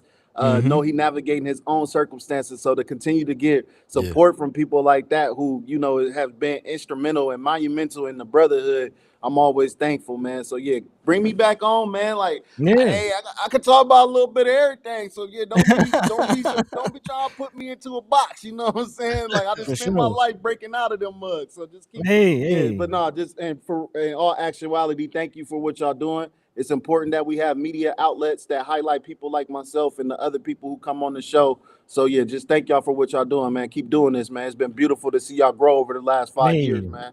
Hey, Man, for sure. The likewise, feeling is bro. definitely mutual, bro. Yeah, Yes, for sir. sure. Just want to give props to the Malcolm X Memorial Foundation too, man, for giving you the X Award. I see. They got you up there with brother Tyler Payne too, which I'd love to have him on the show. I'm surprised we haven't had him on either, but like this brother's been right in the mix, doing some really great work as well. So I'm glad that you guys is getting your flowers right now and being shown that your work is important to the people in the community. And I know you'll continue to get that and continue to do good work, bro. So yes, sir. Last thing I gotta say, man, is the words of Mr. Ira Combs. He said he never needed permission to make a difference. So we don't need permission to see a problem and go and make a difference with it. So yeah, thank you. That's And what's thank you up. to the Malcolm X. It's been a lot of wins, man. I'm getting used to the Yes, wins. sir. You know what I'm saying? It's a lot of Let's keep- wins, but just thank you for everybody who's seeing the work, appreciating it now, and for the people who support from afar, man. Like nothing goes unnoticed. So thank y'all, man, for real, for real. I know I got a lot of love out here. I give a lot of love out here, so it's important that we see that it's coming back. So thank y'all, man. There you go. Yeah, There you absolutely, go. bro. If we wasn't running out of time, I'll tell you to bust a poem before you got out of here, but we'll do it next time. We'll do it next time. Love me and leave me. That's the story of my life. All right, I'm out Hey. of here. All right, All right, thank y'all, man. brothers, Peace. man. Peace. Peace. Yeah, that's what's up. Man, dynamic brother. Man. Very much so, man. Very much so. Yeah, bro. Yeah, I'm very impressed. Very impressed. Like I said, he's been watching us the last 5 years, been watching him for the last 5 years too, man, and really kind of put in the work. So that's what's up. Appreciate that. Marlon, that's what I was thinking of. Marlon, you said your rap at Anthony's graduation was fire. Yeah. Yeah, like I said, man, Anthony had the best graduation party I've ever seen. He had the car clubs full up, Jonny Knogood performed, Chad Stoner on sax. It was something else. Appreciate that. I like what Errol's 402 was saying too. Lost Kings, never YNs. Yeah, we done with that YN stuff, man. Yeah. Kings, period. Lost or found. That's what's going on. Also, Kimber says, but now I want to ask about the status of them. She says talking about the CIT. She says, I think it means CIT. crisis intervention trained. Yep. Now she want to ask about the status of them. Like, we need an update on how many there are. Yeah, man. The ones that are trained and those mental health, we reported on when they hired those mental health folks. I think it was like one per county. It wasn't yet. I want to say one per precinct. Was it precinct? I think so. Which I mean isn't much different. Wasn't enough, to be right. Yeah, right. Not enough. Not enough. She says that's where the budget could be going. I mean, let's not get started on that part. Yeah, we did ask the mayor Ewing about this when we spoke to him. And he's been vocal about wanting to expand the workforce for the police. And he did mention that, a portion of that budget is not just going to be beat cops or, patrol cops. Right. Like some of that will be mental health practitioners and going towards the mental health program. But how much, I don't know. I don't know how much of an emphasis or how much of the budget will be going towards that. We just know a portion will be, but yeah, it's still not very clear where that stands, how effective it has been, how much it has grown over the last couple of years. Definitely needing a lot more information. Definitely. And we will ask the mayor and some other folks as well. Well, our monthly meetup in the mayor. I also ran into a brother from the mayor's office, Keith Station, that we finally got a hold of him, so we can talk to him about some of this stuff too when we have him on the show. And anybody else who have any connections to people who know some of this, let's talk about it. We've already had our last Senator Cipher, but we can always check in with Senator Terrell McKinney, Senator Ashley Spivey, and find out about what efforts are going on in the legislature for how to move that money in those areas, which is how it has to happen, and then let's talk to Brother Sherman Wells about X-Watch, see if there's some community movement we can make there on those things. I'd like to see that. There's a couple things that went down over the last couple of years where I know I was in a network of people that was like, do you know this person? Do you know that? Whose cousin is this? Whose cousin is that? And they tracked down whose family member it was that was going through some stuff, and it was able to get somebody over there that person knew. To talk to them and bring them in on whatever situation they need to bring them in. And I like when I talk about community policing, that's what I'm talking about. Right. Where the police ain't involved because the community is doing that part, especially when it comes to those things. And we got a lot of mental health issues in our community in a big way. And it's part of the reason is because it's been so stifled and just put up in the attic for so many years. Man, or the back room. Or in the basement.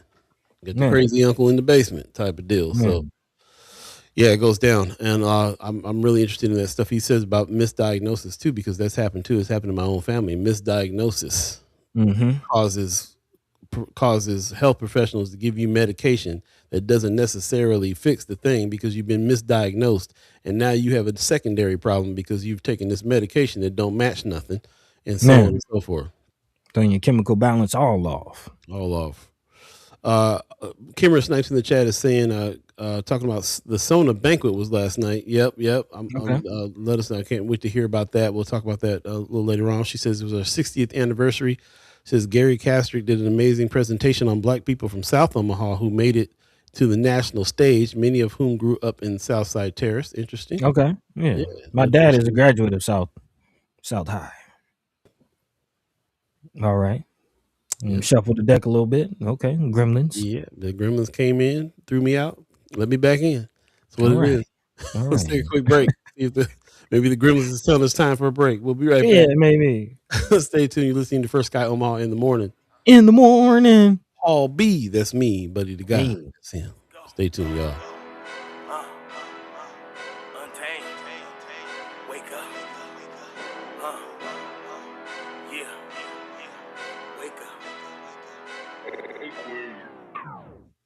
Wake up, wake up, wake up, wake up, wake up, wake up, wake up, wake up, wake up, wake up, wake up. Wake up, wake up, wake up, wake up, wake up, wake up, wake up, wake up, wake up, wake up, wake up, wake up. You better wake up from this dream.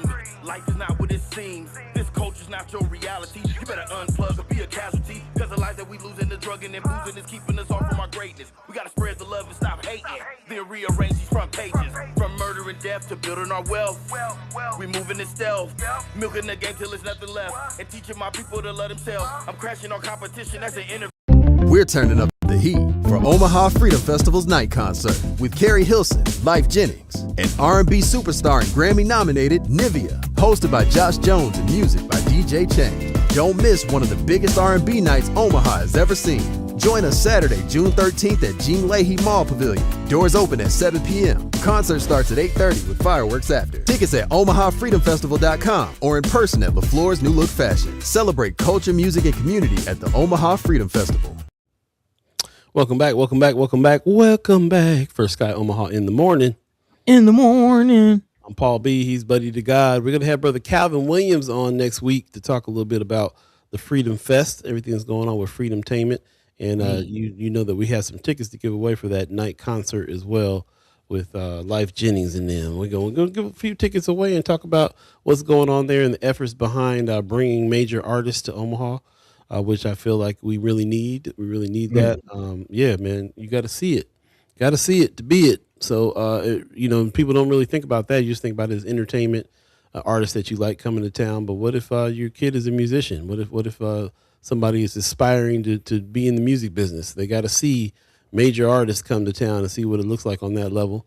And so shout out to Calvin Williams for doing that and putting real cool, safe events together, and not just nightlife events, but stuff for the family where the daytime events happen where you can bring the kids to the festivals and all that too. So shout out to Calvin Williams. We'll have him on next week and talk a little bit more about all those things.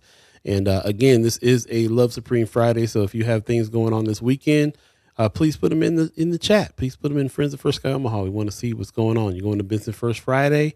Are you going to the movies? Check out film streams this weekend. Let us know what you're going to get into. We would love to hear about it. And Juneteenth is coming up too. Don't forget about Juneteenth is right around the corner. We've got to start planning out what we're doing for that. Shout out to Juneteenth Joy Fest, all the official activities. and also what Calvin Williams is doing with Freedomtainment, the Juneteenth Fest. The Juneteenth is going to be a busy day that day, for real. Not a lot of things going on. Lots of things going on, but we got more things going on here at 8:39 right now, if you believe in the concept of time. Buddy, I know that you're looking at wrapping up the show. How you feeling? Yeah, man, it is a Love Supreme Friday, so I kind of wanted to wrap up this conversation on today's show with some solutions. So how people are responding to what we're seeing as far as the social media thing. Of course, we just or not social media, mental health thing, which is connected to social media, but that's a whole nother conversation. But yes, shout out to brother Jonny Knogood for taking it in his own hands, and I appreciate that comment, that quote that he ended us with, because this last 30 minutes or so of the show definitely is about that, not taking permission or not needing permission to effectuate some change and be the change that you like to see, man. And of course, it starts with our own lives. So again, appreciate those of you who are doing what you can to, make sure your mind is right. See Mayor Sanchez in the chat, kind of sharing, thoughts and things about his own journey with mental health. So I do appreciate that. But I did want to get into how Douglas County is responding, which is kind of more emphasis on why we need what brother Jonny Knogood is doing, and actually kind of get your thoughts on this as again. An Omaha judge is actually ordering law enforcement to monitor mental health treatment plans. So beyond what we've been talking about as far as OPD and the crisis intervention trained individuals, helping OPD and answering these calls. What if there's an instance where you do get the mental health services that you need? You do go into a mental health provider. You do get the medication and the services that you need, or a loved one needs, and they're not taking the medication. And they have crises or situations that happen. And again, there is a proposal from Douglas County that the sheriff's office apparently is lining up themselves to handle that. Again, just a few days ago, of course, this is on the heels of the situation with Sister Naomi Guzman, who was, again, the young lady who tried to kidnap that young person at Walmart, held a knife to his face, and was ultimately unalived by sheriffs. And again, that was a situation where she had a mental health diagnosis. She was on her medication and stopped taking the medication and then had a manic episode. So in those cases, they're saying Douglas County, again, the sheriff's office is lining up to do that. This is from Douglas County District Court Judge Jeffrey Lux, who wrote out a treatment plan with the step that apparently has not been included in other mental health treatment plans, which was asking the Douglas County Sheriff to make sure the orders are being followed. Saying this is from County Attorney Don Klein, who says, I think it does actually. I think if we have somebody who's from a law enforcement perspective that's on top of things here, they have the wherewithal to keep kind of an eye out on the situation and report to the judge immediately if something's not right. I think that's helpful. Also, Douglas County Sheriff Aaron Hansen says his team is ready to follow the judge's orders, saying, I don't think the public will tolerate many more of these cases of innocent people being harmed or seriously injured at the hands of mentally ill, high-risk repeat offenders. I think the public is clamoring for a solution. And while the public may be clamoring for a solution, I personally don't think that is the solution that the public is necessarily asking for, especially when you use that type of language as far as mentally ill, high-risk repeat offenders. It's looking like, treating these people who are dealing with obviously mental health crises as, criminals that deserve to be gunned down rather than people needing medical assistance. Again, that is one solution that is being presented in the community, which is why we wanted to highlight what brother Jonny Knogood is doing with Beyond the Stigma, because there has to be other solutions. So Paul, what say you about that solution from Douglas County or other solutions that you may see beyond what brother Jonny Knogood is doing? Yeah, I go back. It's hard for me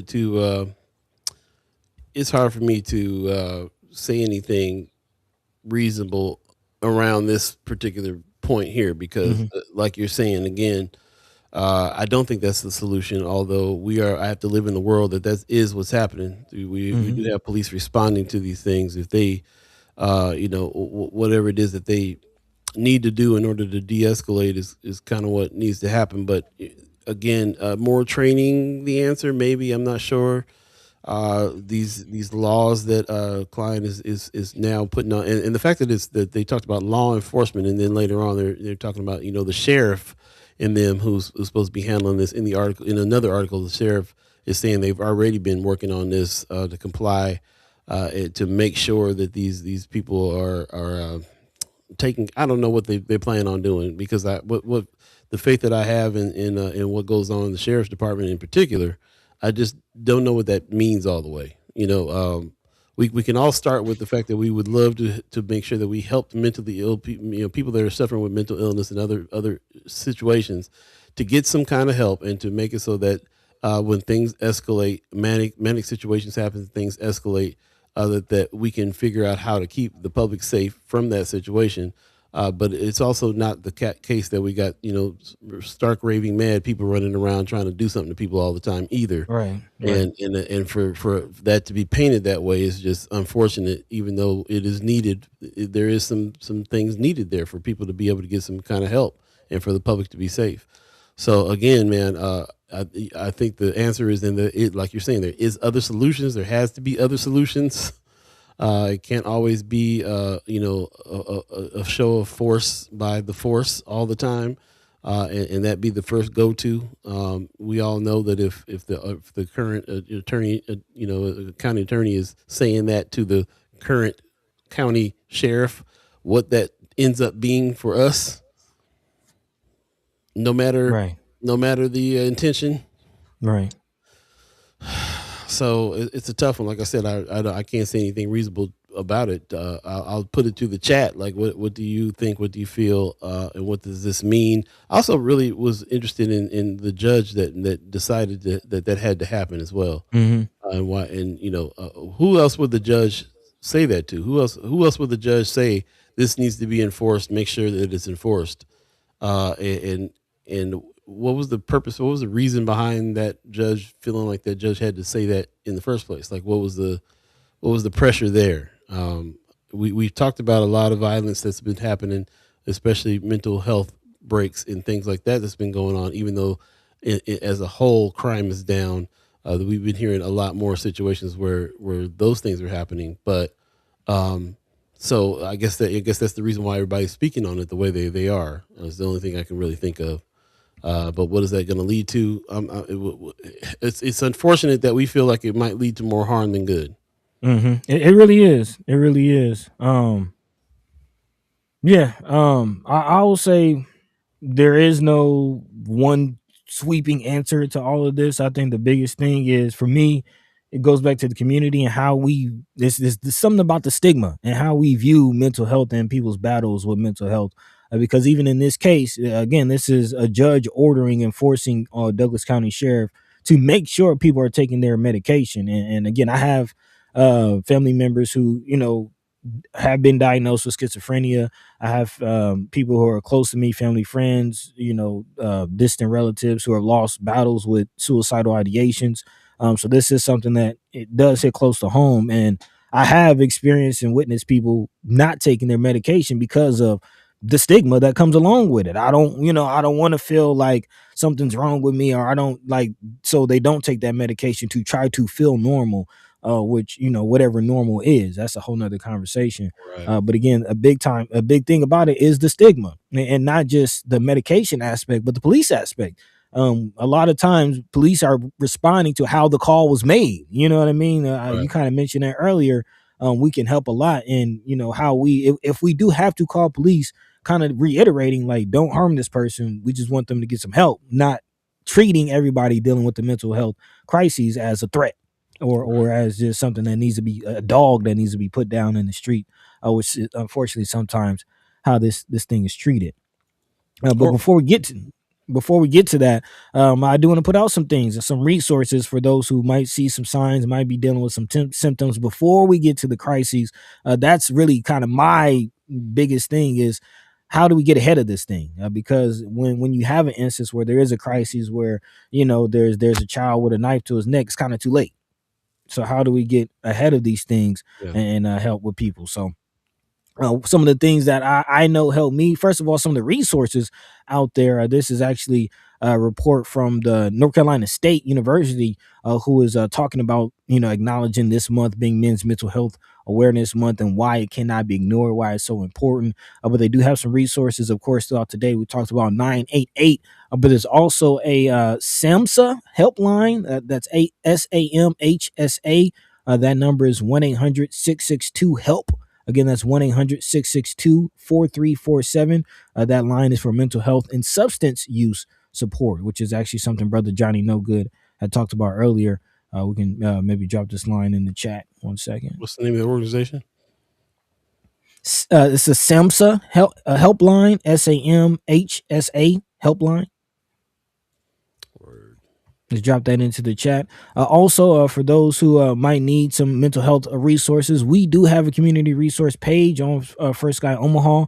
Something that we are growing and working on. Again, if you have any access to those resources or any resources that are not on the website, definitely feel free to let us know. Email us, and we'll try to add those things. But again, as you see, some of these mental health resources: Center Point Crisis Response, 988, Suicide Crisis Lifeline. Also, Brother Jonny Knogood had mentioned Charles Drew and some of the other behavioral health crisis hotlines. So 211. So again, there are resources out there, but a huge gap of people not really knowing how to access or where those resources are.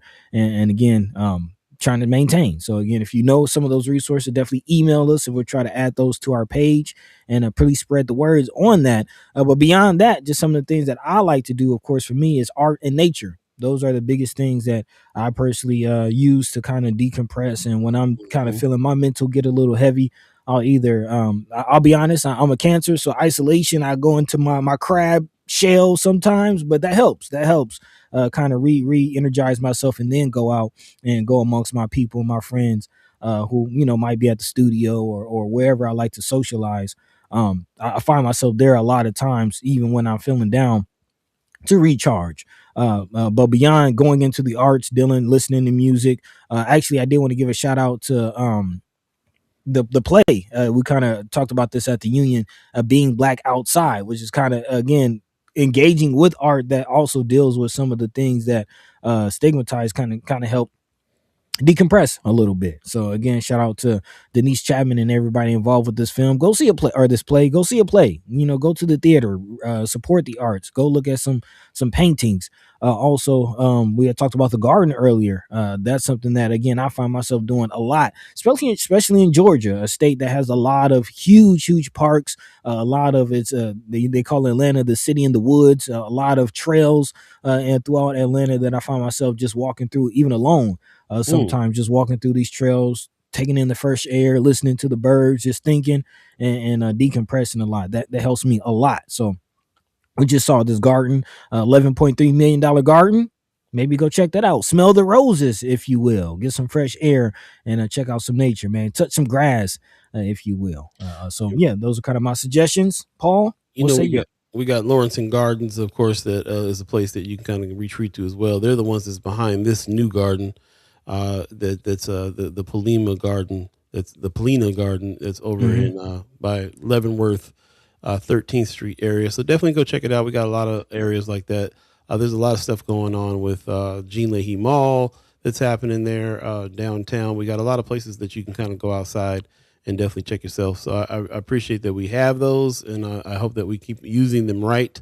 They're talking about possibly a curfew because of some of the trouble that's been going down there with unattended young folks. So sometimes you got to be careful about being outside as well. But we were talking to somebody who recently reiterated the fact that how young people kind of feel like being inside is unsafe.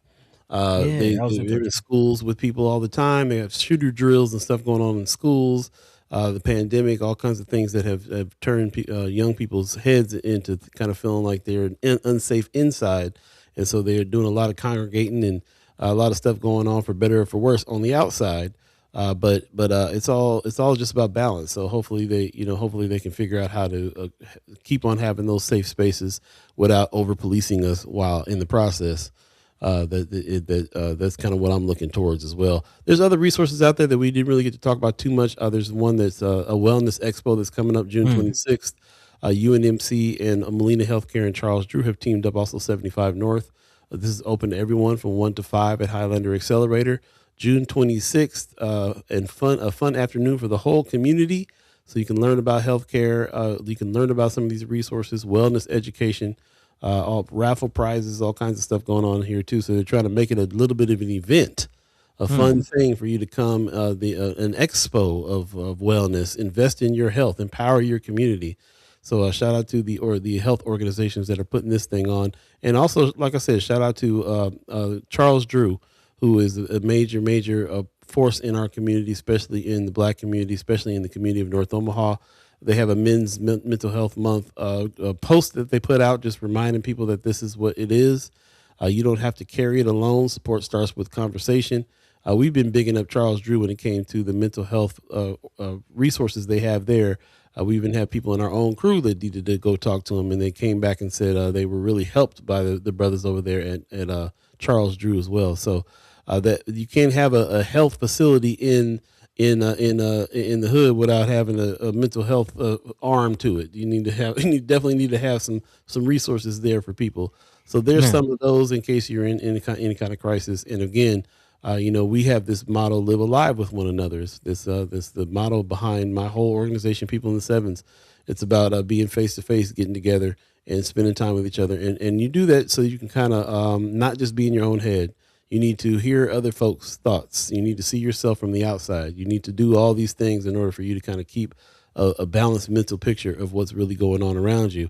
And also, when we do this show too, we're in the news business, so we talk a lot about what's going on wrong, because we want to fix we have to talk about those things, some things that are going to keep us safe. But we also really try to start with the affirmative, like Buddy does in the morning. We also try to talk about solutions, what we can do to fix these things. And we also take breaks. Like, we're getting ready to take a break coming up here. We only got a few more episodes this month. As a matter of fact, 13th. The 13th is our last day for the season. And we're taking a whole month off.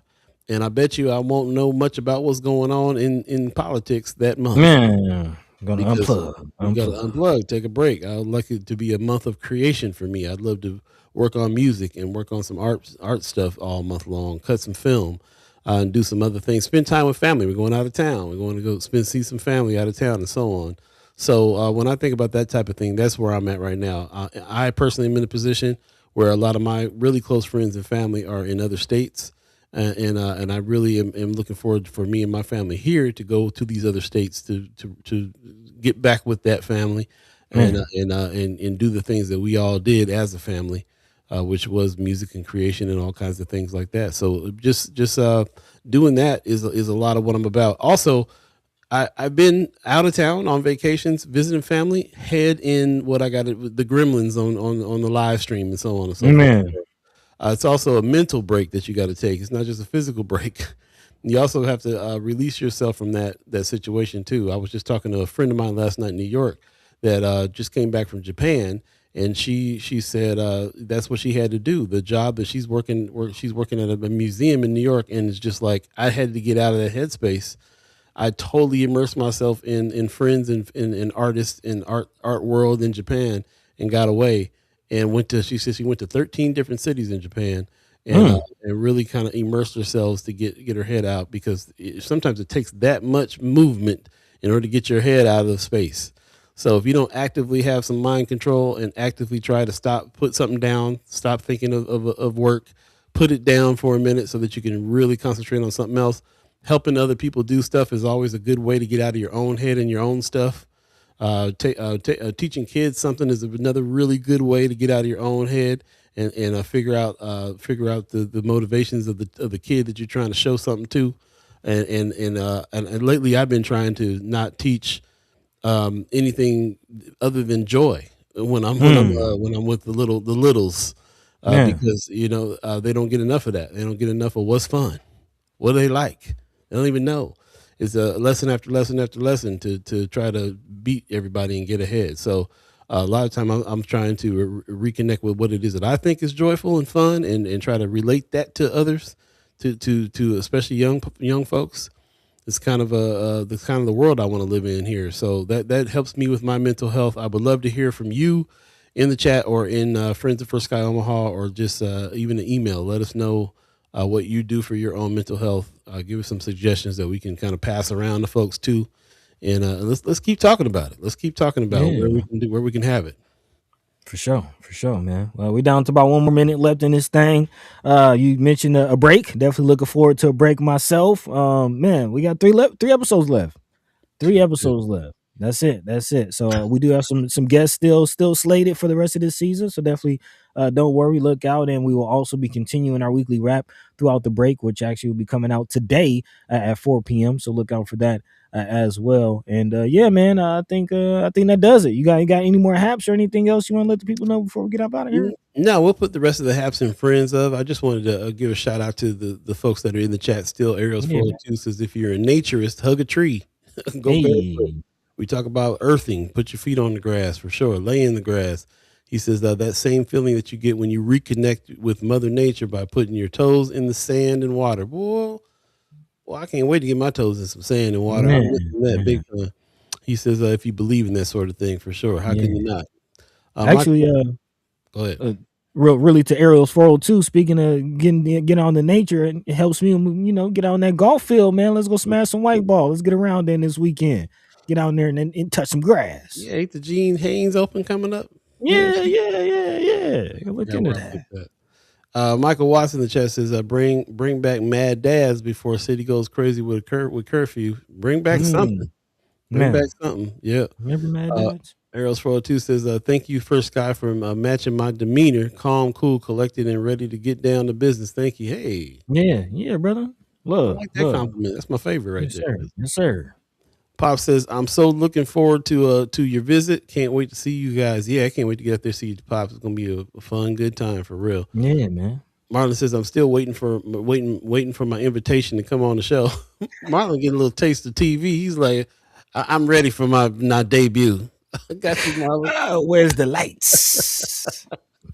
Hot stage lights. Pop says, Paul, ask your friend if she got a Hamamatsu actual city where entire city is devoted to the arts. Ooh, she's an artist too. I bet she did hit that. She ran them down, Pops, and I admit I didn't know some of them names for the country she went to.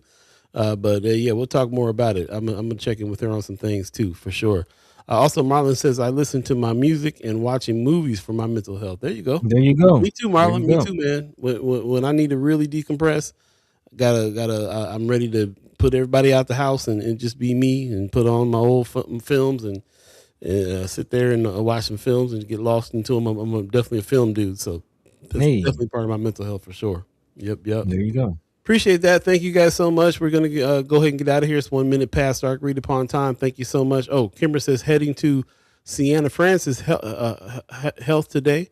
She says the unhoused will be also part of the co-design of our neighborhood needs assessment. Man, as they should be. Really looking forward to the neighborhood needs assessment for real. I got this whole idea of me walking down the Deuce and saying what's up to everybody like Sesame Street, and I always think about that. We're Sesame Street generation. Reading Rainbow generation. Sesame Street had Oscar the Grouch on the bus, bro. Hey, we know how to deal. We know how to make people who are maybe on the street still be part of our neighborhood if they own the neighborhood. Mm-hmm. You know what I mean? Might be grouchy about it, but he was there and they loved him. That's what's up. Ariel's 402 says there are no small parts, just small actors. I heard that. Hey, Kimber says we're also providing them a $50 cash stipend and a meal. Wow. There you go. That's love. Ending on some positive. I really feel. Yeah, man. Yeah, that's what's up, man. Shout out to us and our neighborhoods and everybody who's doing the good work on trying to keep things together. I love it. Love it. Buddy, you got some final words for the people? Man, real heavy on the we all we got, but that's enough. I'm gonna keep saying it and keep saying it to y'all, realize it and we actualize it, man. We all we got, but it's enough, man. So I appreciate, love everybody putting down, what they putting down, doing the work in the community. As Ariel's 402 says, no small parts, just small actors, man. Everybody has a role to play. So, let's get busy. I love you. Thank you. Catch the same time, same place again. 3 episodes left in this season, and then we on break. Don't miss out. Join the conversation. Let your mind be free. Let your voice be heard. We'll be back next week. In the meantime, between time, Paul B. Yo. Take it away, man. We will be announcing time and place for the Chat Chimers kickback before the end of this season. So get ready for that announcement. As a matter of fact, I think Monday will be the announcement. So get ready for that. We're going to spend a little time together living alive with one another. That's what's up. People in the neighborhood like Mr. Rogers. Shout out to Kimmer. That's the generation we come from. Mr. Rogers, Sesame Street, 321 Contact. Let me start going down the list of all the dope kids shows from back in the day for real. Reading Rainbow. Reading Rainbow, baby, is going down. Everything superhero needs his theme. Every superhero needs his theme music. Sesame Street. That's right. That's right. Appreciate that. Definitely appreciate you guys. Shout out to the Omaha Tribe elders for allowing us to be on this land and speak while we're here. Shout out to our elders for allowing us to speak with you. Before you. Thank you for letting us speak up before you. And also thank you to the Chat Chimers allowing us to speak with you. Thanks for all your comments, your questions, your respect for our guests. Shout out to Jonny Knogood, who showed up today, coming through. And for the fourth time today, I'm going to apologize to him for not having him on the show earlier. But we have him on now, and it was dynamic, and we'll do it again for sure.